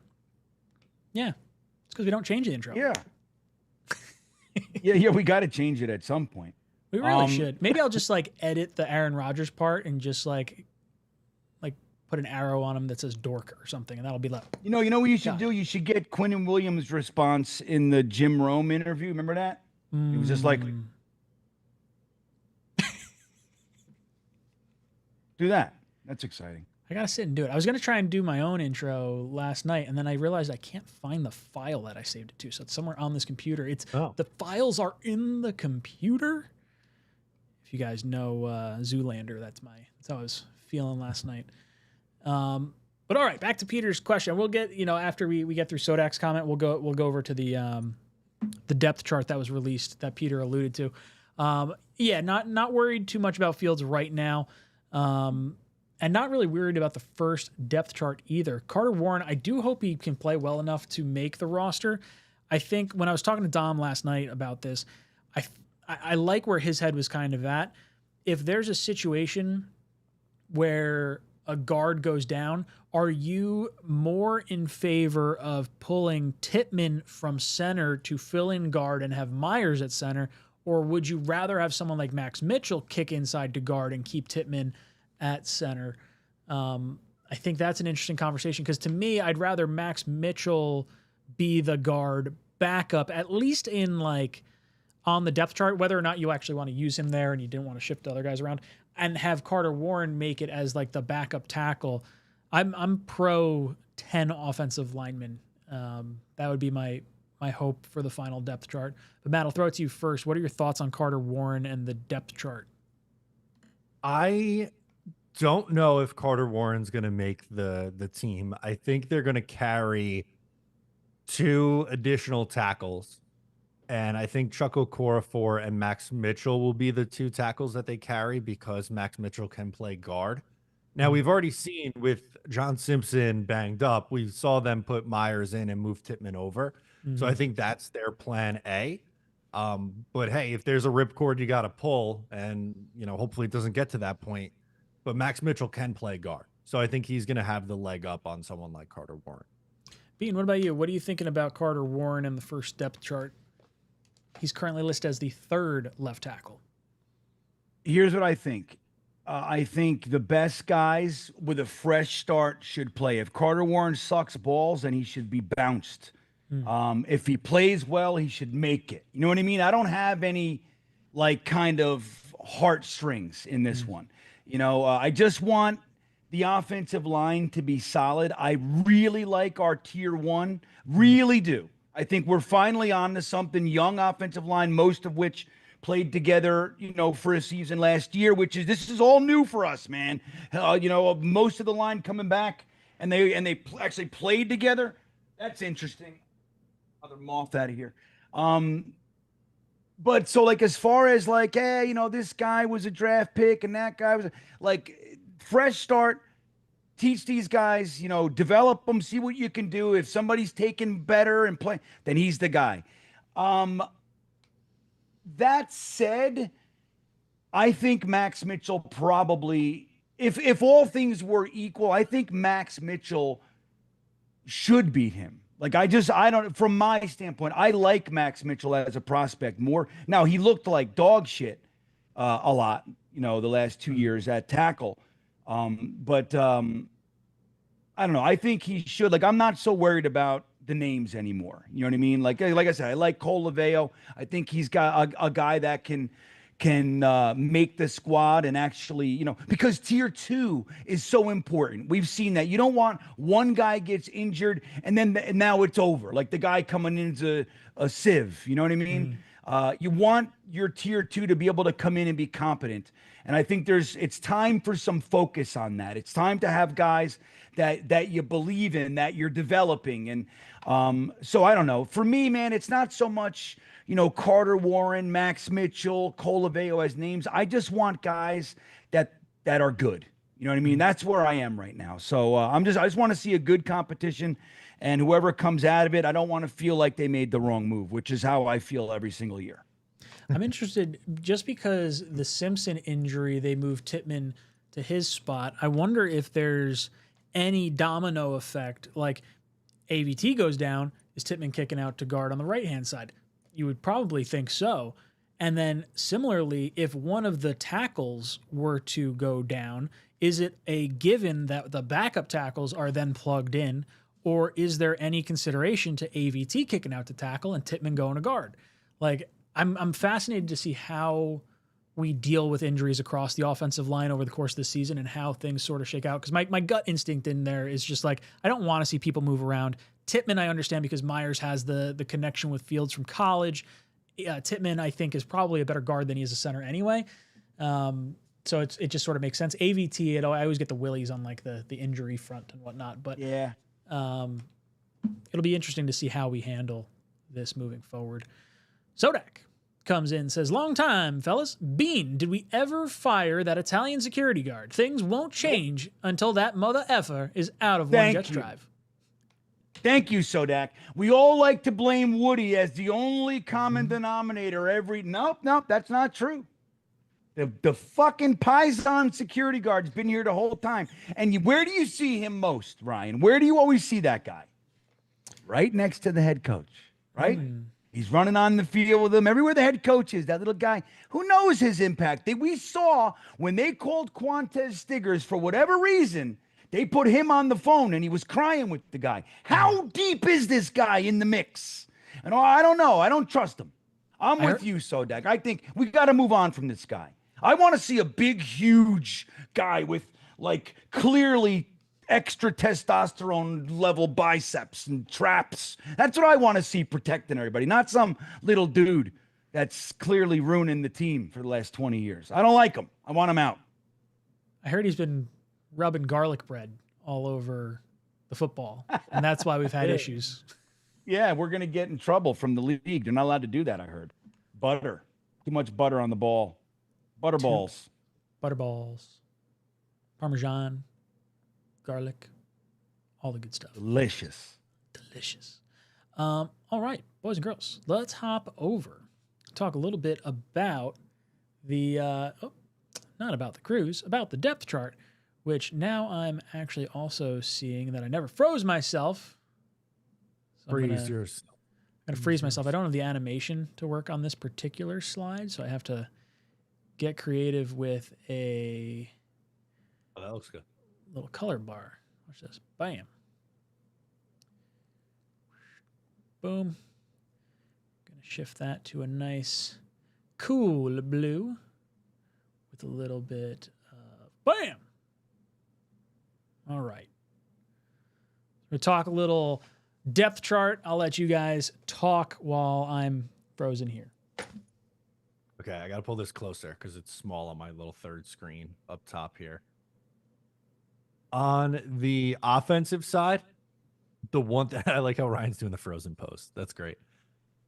What do you make of the Jeremy Ruckert tight end 1, Mason Taylor tight end 2? Because I have a theory, but I want to hear your theory, Green Bean. Wait, what is it? Say it again. I'm sorry. Jeremy Ruckert tight end 1, Mason Taylor tight end 2. Here's the truth of it. Now I'm going to say this. It's right off the top of my head, but it is facts. Okay. Number 1, Jeremy Ruckert is a vet. Mason Taylor is a rookie.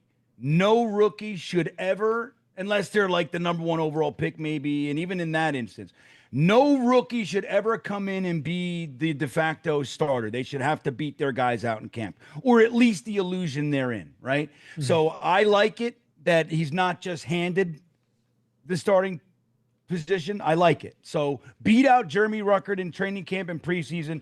Now, the other side to that is Jeremy Ruckert has a history with Justin Fields. So it makes a little bit more sense. Now, we all know starter versus, it's not the same as it was back in the 90s, let's say, where the starter played most of the game. It's not really the case anymore.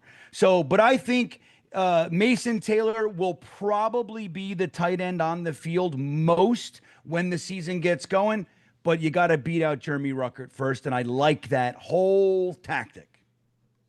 All right. I want to hear my theory. Oh, Ryan is back from Frozen. I'm back. Okay. Yeah, I agree with Green Bean. I think the whole, veteran should be in front of the rookies. I think that's probably a good move. I also think Stone Smart could be a sneaky, more playing time than we may be thinking. He came from Harbaugh out in L.A., and Tanner Engstrand was under Harbaugh for 2 different stints, once when he was in San Diego and once when he was with Michigan. So I wonder if there's any insight into there. And I think I'm pretty sure Smart had obviously very limited role, but when he was infused into that offense, he had some pretty good production. So I don't know. I guess it's hard for me not to say Mason Taylor as potentially the number 1 tight end because we took him in the 2nd round, but I'm going to go and say not concerned. We're going to run 2 tight ends, and there's going to be options for everyone. Matt, what's your theory? My theory is this is very Bryce Hall starting over Sauce Gardner 22 coded, right? Or even Breece Hall, I'm pretty sure, was the 3rd running back. Correct. Yes, you're right. He was behind Michael Carter. And then who else was there in 2022? Tyler Johnson? Wait. No, yes, it was the guy that's on the Bills. Yeah, Ty Johnson. Johnson? Is that his last name? I thought it was something else. Ty. No, it's Johnson. Johnson. Okay, I remember. Is his name actually Tyler? I thought it was just Ty. Could be Tyler. Could be Tyler. Could be Tyson. Yeah. Could be Ty Wood. I thought it was Tyler. No, it's just Ty. Ty Johnson. Apologies. Sorry, Tyler. Could be Tiger. Right? Tiger. Yeah. Yeah. That'd be cool. Tyler Johnson. They just have him number 1 until the season starts. Talking about Ruckert.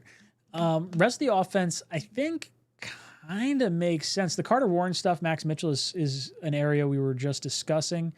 Other than that, wide receiver wise, it kind of makes sense to me. I think Arian Smith is going to have more of a role than what that 3rd ranking behind Garrett sort of implies.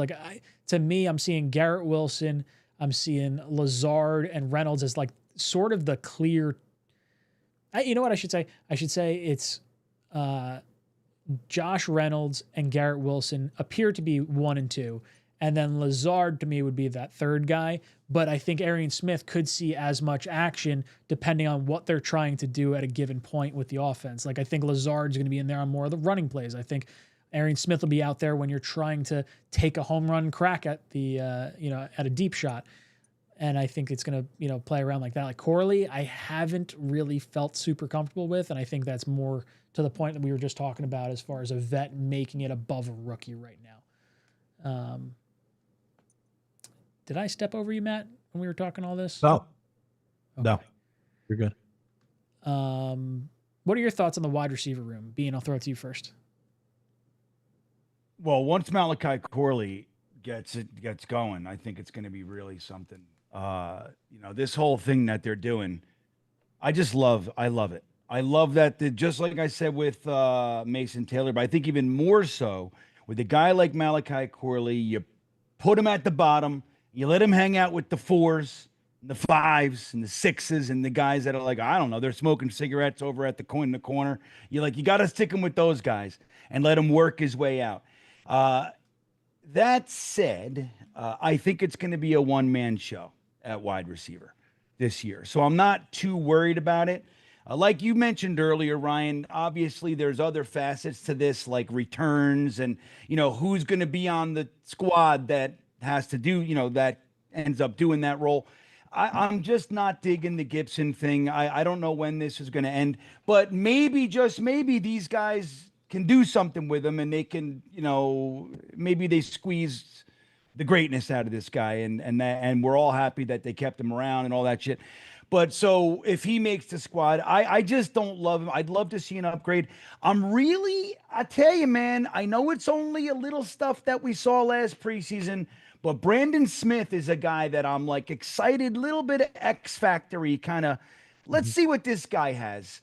But really, we're looking at Garrett Wilson, Reynolds, and I think Arian Smith is going to get a lot of love from this organization, and hopefully he can shore up the hands. So I mean, I'm not in love with our entire group, but I think it's probably better than maybe I look at. Like when I look at it, it's probably a little bit better than I just from the naked eye. But again, I don't think that it really needs to be all that much, because we don't have a quarterback that's getting to his third read. You know what I mean? 4-3. He's not really doing that stuff. So I think we're good. Matt, what about you? What do you think about the receiver position and how the depth chart breaks down currently? Yeah, kind of like Green Bean was saying, it's going to be a one-man show at wide receiver. I think Reynolds is the de facto number 2. I don't think he's number 2 in targets. I was talking about it earlier. I think Breece Hall has more targets. I also think when Mason Taylor is back healthy, he'll have more targets than Josh Reynolds this year. Honestly, I think Tyler Johnson might be sneaky ahead of Allen Lazard right now, just kind of how the training camp reps and target share has gone so far.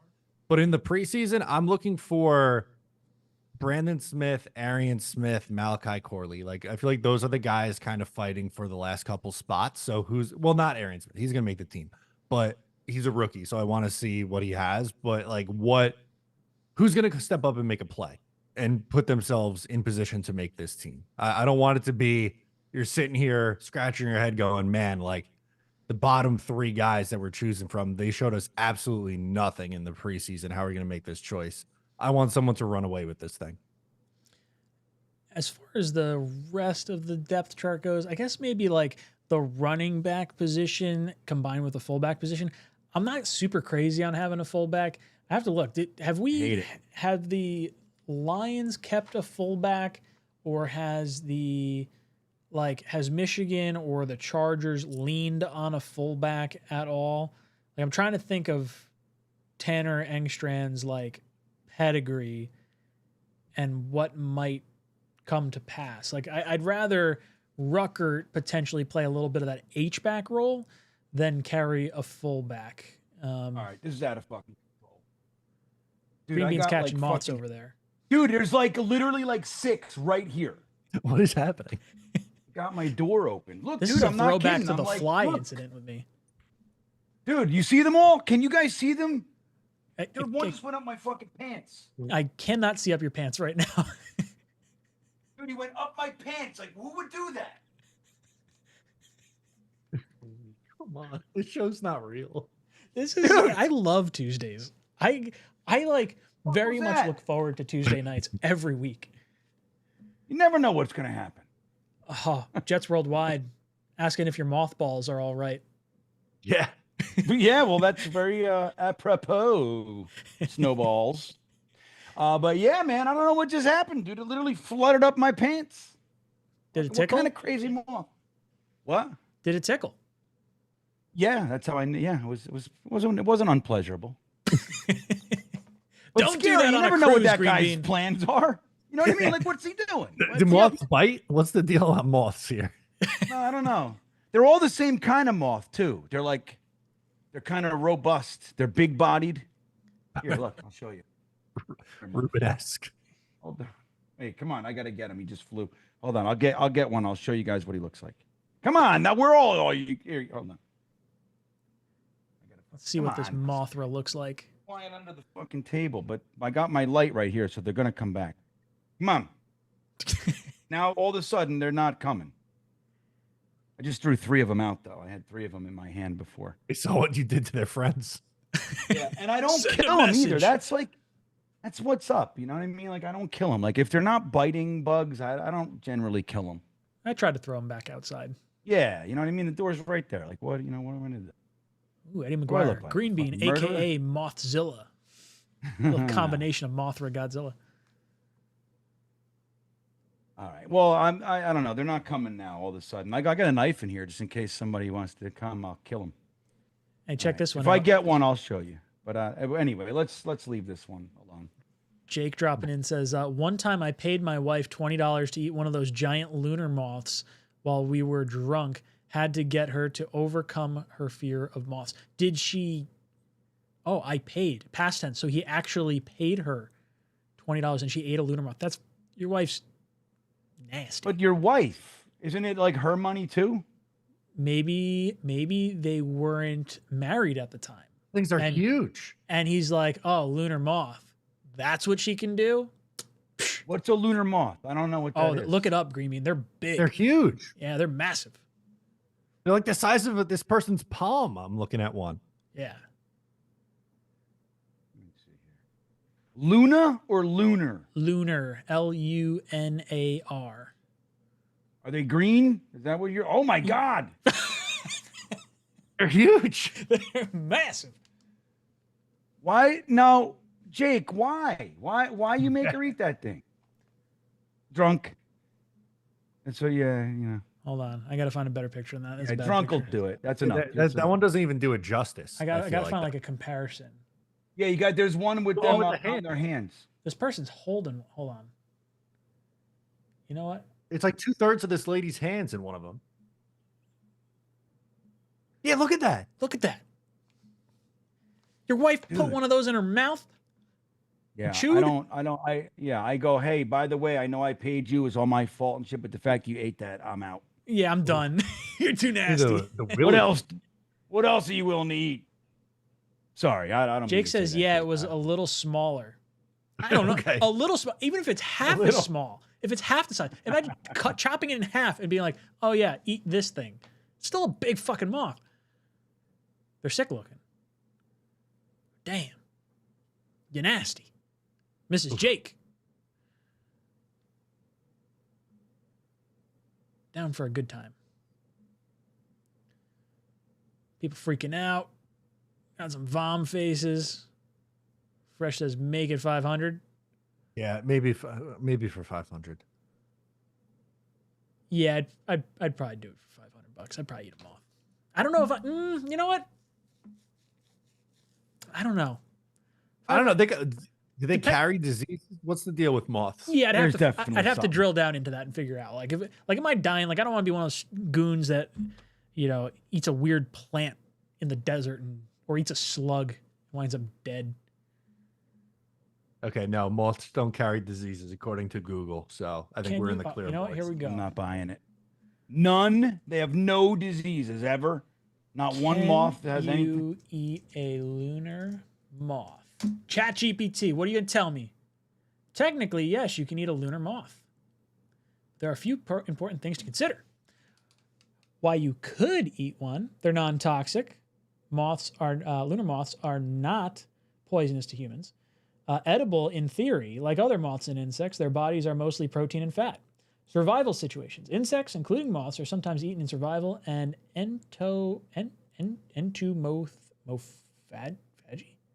cultures. Why you shouldn't. Not commonly consumed, lunar moths are not part of any known cuisine or recommended edible insect list. Beautiful and rare, they're one of the most iconic and admired moths in North America. Eating one would be like roasting a butterfly. Short lifespan. Adult Luna moths only live about 1 week and don't eat at all. They're born just to mate and die. That thing grows that size in not a lot of time. Gotta think. They gotta have more. They only exist to mate and die. I mean, that's kind of what we are. We just have a bigger scale. No, but we're building shit. Yeah, but there's a lot of people that just mate. Yeah, they mate. Yeah, they're born, mate, play video games, and die. You know what? Those They root thoroughbred for the horses Jets. get to do that. They get to run a really good race, win once, and then just spend the rest of your time making baby horses. Not good, man. Bottom line, while it's technically possible to eat a Luna moth without being harmed, it's not recommended. Better to admire them than to saute them. Would you like a list of insects that are actually good to eat? Well, now I gotta say yes to this and just see what it comes up with. Crickets, mealworms, grasshoppers, ants, silkworm pupa, June bugs, Delicious. termites, locusts, cicadas. Let me know if you want a funny shirt idea that says. And no, there's not even any psychic. there's not even any psychedelic properties. Like if you're gonna fucking muscle down a softball-sized moth, you want it to come with some sort of buzz. I was gonna say, am I catching a buzz off this thing, or right? Jake says, "Been together 10 years with 2 kids. Y'all get soft in these comments. It's a damn bug." Yeah. It's a damn bug, right, man? People are eating bugs all the time. I ate worms for free as a kid. Oh, worms? Yeah. Let me tell you something. I ate a fucking worm. It was the worst thing ever. Dude, it tasted like I can't even. I could. I used to do it in Rugrats occasionally. That's probably where I did it. Oh, Gollum liked worms. Num num num num num. I've eaten all kinds of gnats. I also ate my knuckles this week, which was good. yeah. Eddie asking, Ryan, did you feel the earthquake? It ripped through here both days. I did not. I saw all the posts and everything. The one time I did feel an earthquake was it a year or two ago? Whatever it was. I was like actually going live like 5 minutes from like after the earthquake happened. I thought my fucking house was coming down. I was like, oh my God, my furnace exploded. I got to get out of the house. Like I scooped the kid out of the crib and ran outside. Terrifying. I didn't feel the most recent one though. No, me either. There were 2 within the last week, I think. But yeah, a couple of years ago, there was one that I felt the house shook a little bit. Dude, it was like that one was the one that was like a year or two ago was it I think it was almost as far north as Buffalo. It was like pretty far. Like we were in the chat and we were talking about it. It was like, okay, where are you guys from? Where are you guys from? And like who felt it? And it like happened in Western New Jersey. And it was like, this is what people in California feel? That's terrifying. I don't ever want to feel that. Bean, you get earthquakes down by you in Virginia? From time to time. There like there's been a few. I've never felt one here, I don't think. But there was one that was, something you can call it significant that happened while I lived here, but I don't think I felt it. I don't remember if I did or not. I felt one when I was younger in New Jersey. I was in my bed and like the whole bed started shaking, but I come from a freaky deaky house where everybody thinks ghosts and shit are around. So we all thought the house was haunted. And then we saw the next day in the paper that it was an earthquake. We thought ghosts were shaking our beds. That's just who we are as a people. That's okay. I like the Green Bean Like, family. you hear all those fucking ghosts, man? That's what we did. You shook the whole house. Boys and girls, we got about 13 minutes left in this stream, so we'll try to rip through the back end of this depth chart. Things that make me feel not so comfy. The D-line. That's right where that falls. Everything else here is relatively acceptable to me. I think we'll see some nice opportunities from Malachi Moore throughout the season. I think A.Z. Thomas will eventually shift into the cornerback 2 conversation.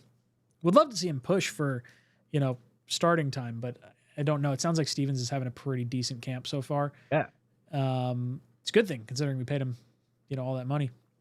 And then I look at like the linebacking core and like, I don't think Barnes is making this team. And yeah, I just don't love the D-line. So that's kind of where I'm at with that. Bean, how are you feeling about Mathis? He's sitting 3rd right now in the D-line room. Well, has he made any noise at all? Like I'm really high on him as a prospect, right? Like I really liked him coming out. And I like that we just kind of snuck him on the roster, sneaky style. So I have hope for him. And and I joke a little bit, about what I think his potential is. But I'm really hoping. I think he's got a lot in there, so a lot to like, and I'm hoping that he can develop into something. That said, I haven't heard much. Like, have you guys heard anything about him coming out of camp? No. Page is the name that they've talked up the most. Mm-hmm. Yeah, like he's this year's Tack McKinley, right? Yes, I was not that he's like a star, but saying talked up kind of thing from the coaching staff. Yeah, so I don't know. I mean, I really look. I think Leonard Taylor has shown enough in real world scenarios, right, in games, situationally, that I think that he's got something that I'm really hoping this new regime is focused on building on, because I believe that kid's a player. Whether it's, they just want his penetration on third downs next to Quinnen, like whatever it is, I'd like to see him in there. Phidarian Mathis is a big, strong guy that I would really like. When you got guys like an old Noddy or whoever, it's like these kind of journeyman-esque. Like, I would love to see a younger guy that can be with us for a while, develop into something. So I'm really hopeful for Mathis. I think he's going to be one of those guys that, look, let's see how it goes in the preseason games. I think he'll get a lot of reps, later in the game, third, fourth quarter, and we'll get to see, what he's all about. And if he's banged up and can't really, then fucking get out of here, man. And we know why you're bouncing around a little bit. Who was the guy we had on? Another guy. We had him for a minute. Not Boye Mafe. We had him on the squad for a little bit, and I really liked him, like last year. You guys remember another one out of that class, another defensive tackle? You guys remember? Chat, let us know. What was Throw some names Dom out C there. would remember. Dom, who was it? Where's Dom? Does he hear me? Dom! Is he out there? Bradley and I? No, not a Nye, who I also, he's another guy I had hope for, who I liked coming out, did nothing. Same McGregor. Man, all right. Anyway, but with Mathis, like I'm hoping, like he's the kind of guy that if he decides to show up and bring it, I believe he's better and has way more upside than the two guys in front of him. But let's see if he can do it, Matt, what about you? How you feeling about this defensive depth chart right now? I'm stuck on the guy on Green Bay. Was it Bruce Hector? No. Denzel Smart? No, none of those guys. It's fucking Moth. Get out of here. Carcucci board. We're gonna find this. Hang on. I got him. Here, you want to see this? Let's check it out. Let's see this lunar moth. Oh, he flew away. I got his wing, poor fella. Wait. I got a chunk of his wing. Okay. Whoa. See him? We just saw that fly in front of the camera. Now he's gone. Anyway, I don't care. Next time, this guy's gonna die. He's a problem now. You know what I mean? All right, I'm gonna look at this.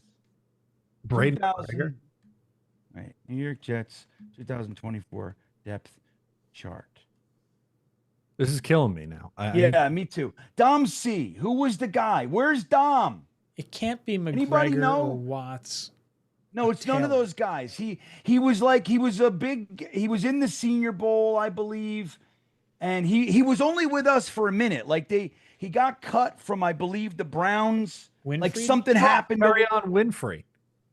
Perion Winfrey. There he is. go. Like, I don't know what, like he was another guy. Like when we got him, there he is. Cuca Lake knows too, but he got it wrong, but very close. I would have got it from there. Yeah. Thank you, Cuca Lake.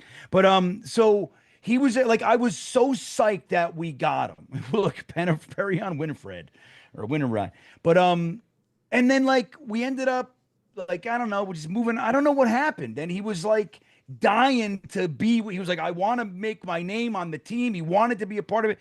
And I don't know what happened. They just kind of let go and they never brought him back. I don't know where he is right now. Where is he? Well, let me see. But he's another guy I really wanted, like some of these young guys that I believe can be built into something.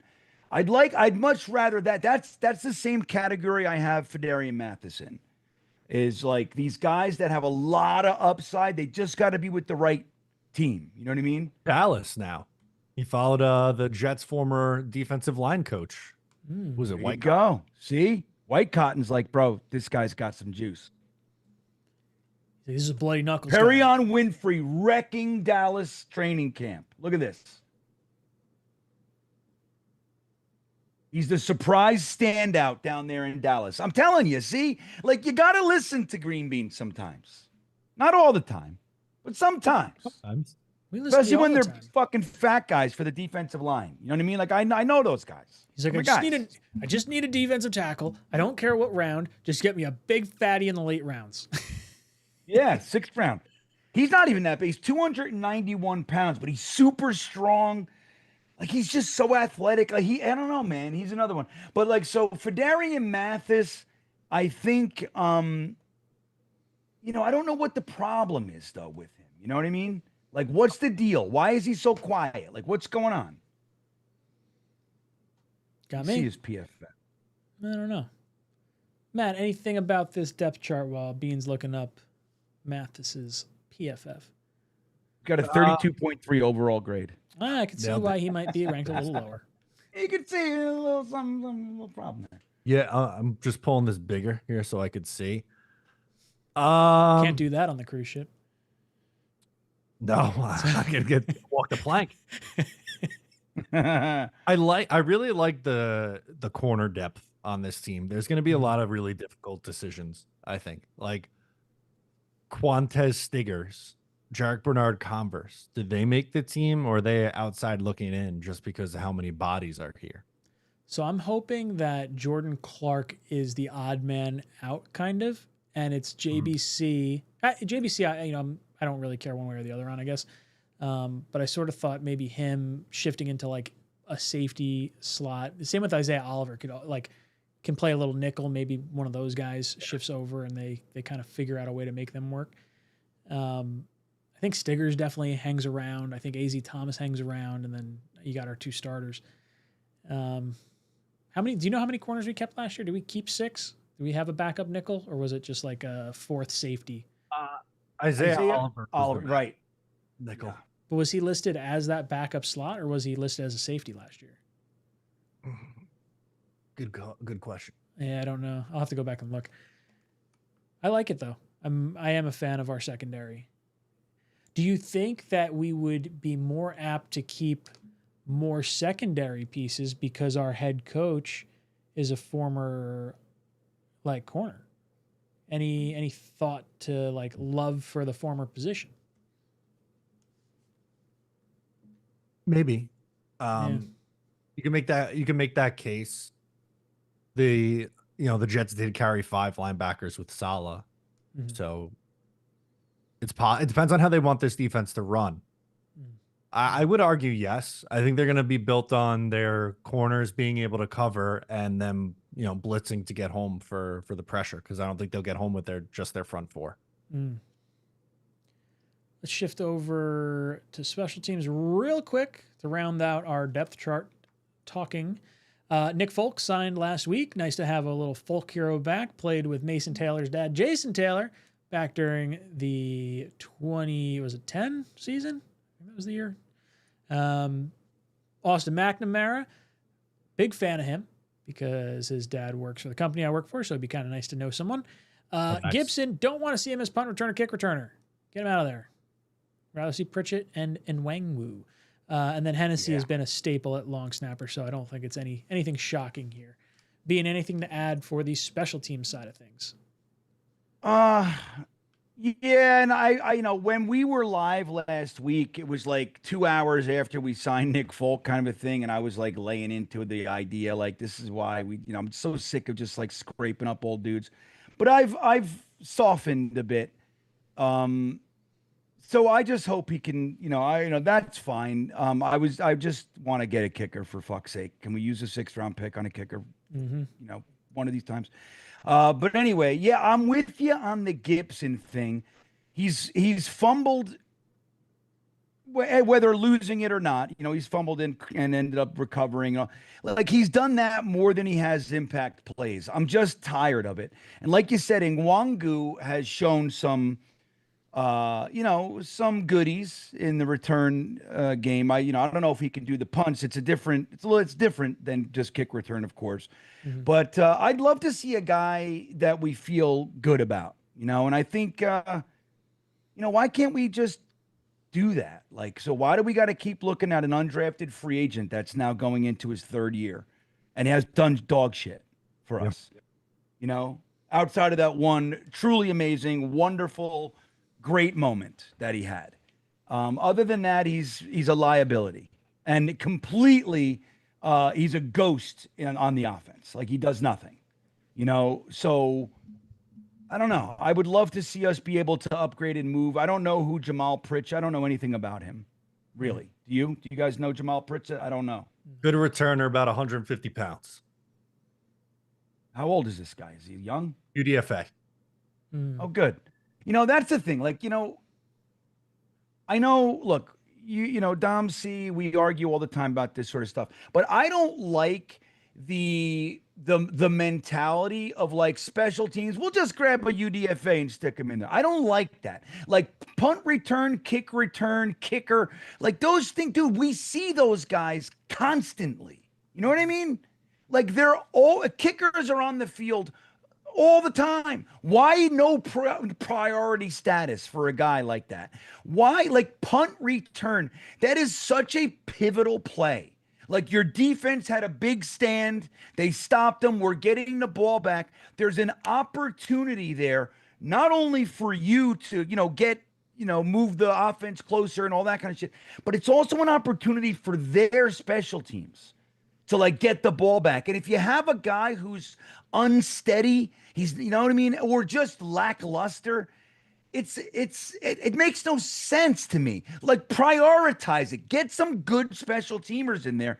And I'm so tired of like this collection of UDFAs for these positions. I look at kicker, punter, punt returner, kick returner as pivotal positions on the team. And it just seems like the Jets rarely do. And it bothers me.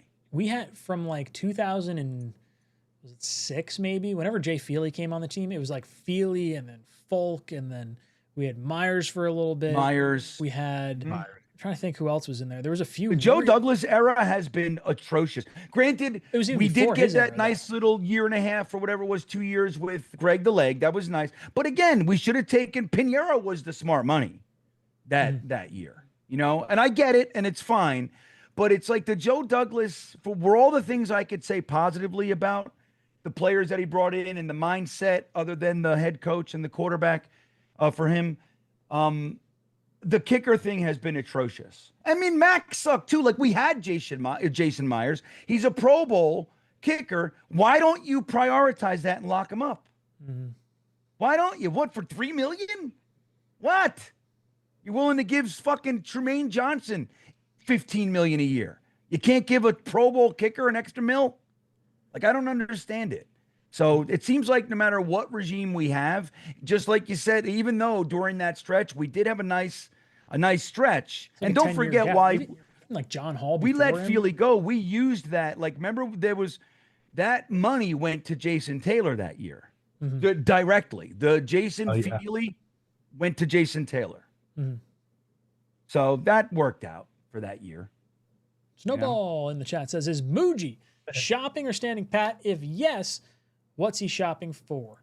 I'm going to say he's not shopping. He's going to wait and see who gets cut, and those will be the guys that we eventually look at. I don't think we're looking to make any kind of trades, and I don't think we're looking to spend any big money on like a free agent that's out there. Matt, any thoughts? Waiver wire would be my only thoughts here.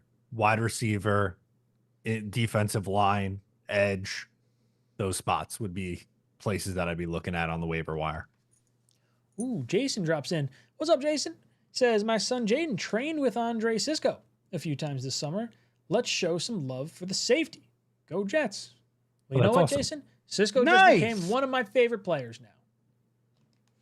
Yeah, we're all big fans of the Edwards clan. We're rooting for the boy. You know what I mean? And he's cool as shit, that kid. You know what I mean? He's a cool. He's a good hang. So Like- yeah, Jason, is he coming with us this year? Is he coming to the season opener? He's been there every year with us, hasn't he? At least, yeah, the last At two. least twice. I don't think I've seen it pop through, unless someone else got it under a different name. But yeah, Jason, I haven't seen you pop in.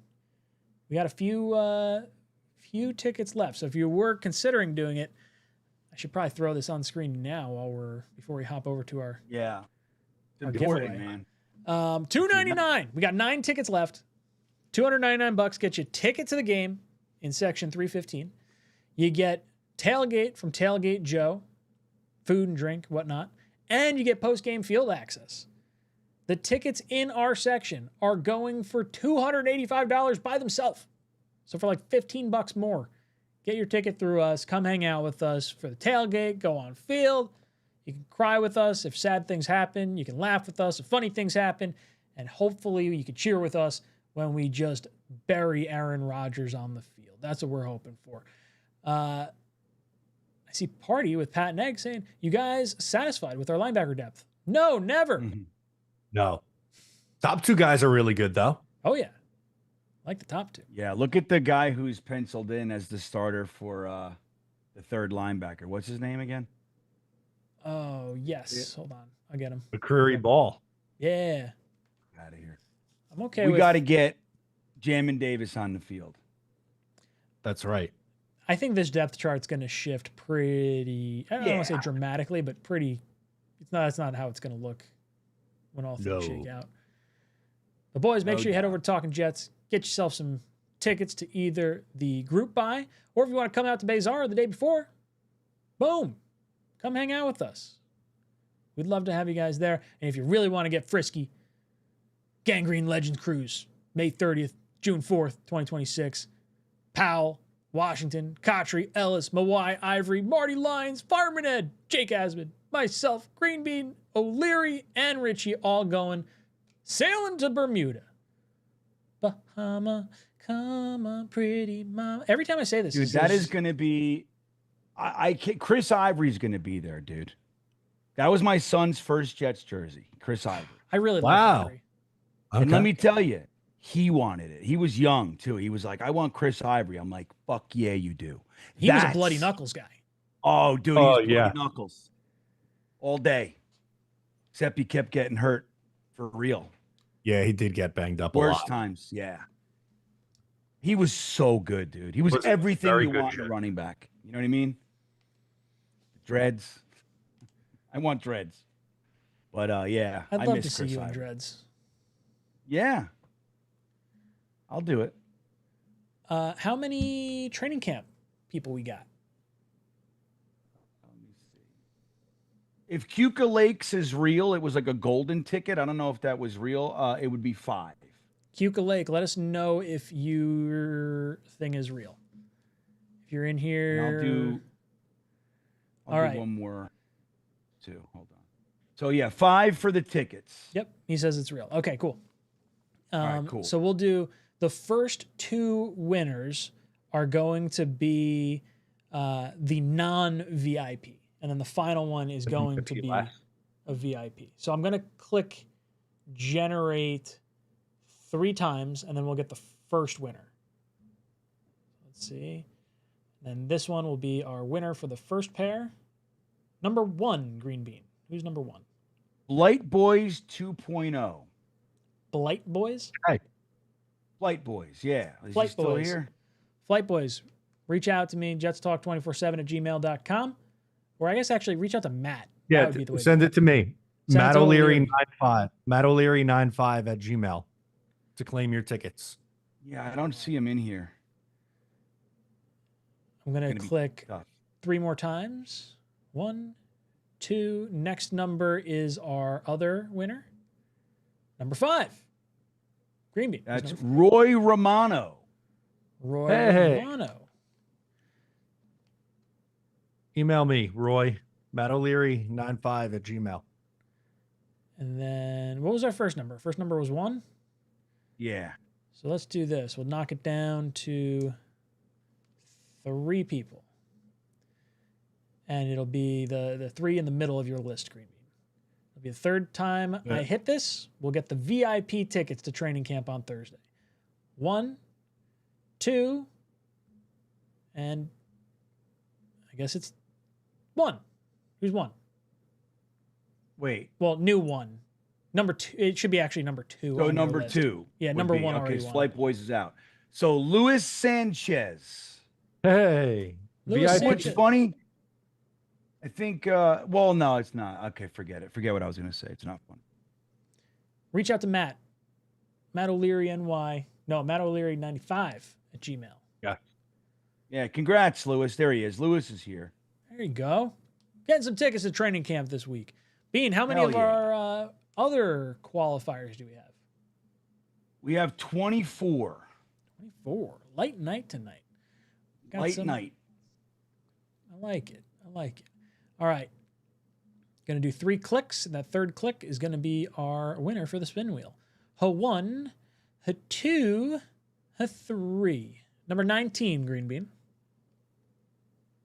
19, oddly enough, is the one and only Rusty Spooner, who has been saying all fucking night, the wheel is rigged. I'm telling you, the wheel is rigged. Oh, I'm so sorry. It look actually at landed that. on 15. Non-Rusty Oh. Spooner. Not Sadness. I'm kidding, Rusty Spooner. Let's see what you get. The Eggs. Rusty Spooner. Eggs. Eggs. You get some eggs, Rusty. Spin again. Try it again. I really got to update this. I haven't done that yet. We'll get it. Oh. Uh-oh. Eggs again. If he gets a third one, he's got to get eggs. Maybe it is rigged. We just don't want to It give might him be any. rigged. I don't think Rusty Spooner's ever won the spin wheel. He's got 3 eggs. We got to send him some kind of egg. Dude won eggs 3 times in a row. Give it one more spin for good measure. All right, you get a hat, Rusty. Boom. You get a green beanie or ball cap. Reach out to us. JetsTalk247@gmail.com or talkinjetshow@gmail.com. We'll get your shipping address and send you out a hat, courtesy of the Talkin' Jets panel.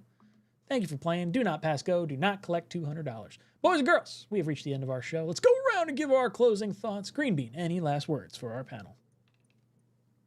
Yeah, well, I didn't set it up yet. I'm going to do it right now, but we are doing an after-hours show tonight. So at 10:35 over on Green Bean Jets Fan, the festivities will continue.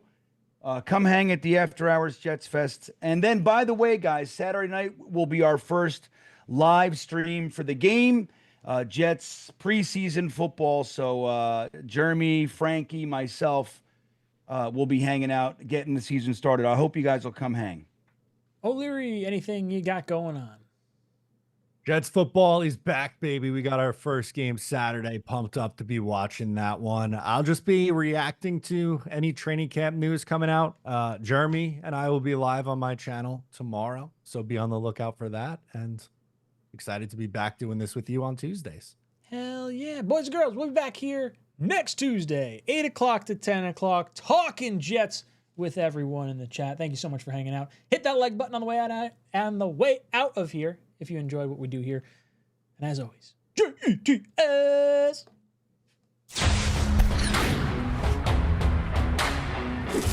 Just go somewhere else. I can't take this nonsense anymore. How are you going to blame the defense? I got the pouch. Screw Green Bean. Damn it.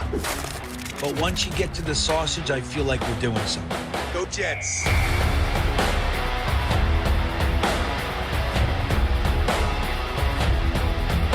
And that's the other part of this, is people are insanely jealous of this show. This show gets the best of the best, and it does a different way, with positivity. He scores! Ow, my head! No, come on. What would you give up to see a Jets Super Bowl? All of my friends and family. Hit those milk thumbs, boys and girls. Freeze run. Hold on to your underwear, ladies, and stand by, bitches. It's now time for Talkin' Jets with your hosts, Matt, Ryan, and Green Bean. Jets!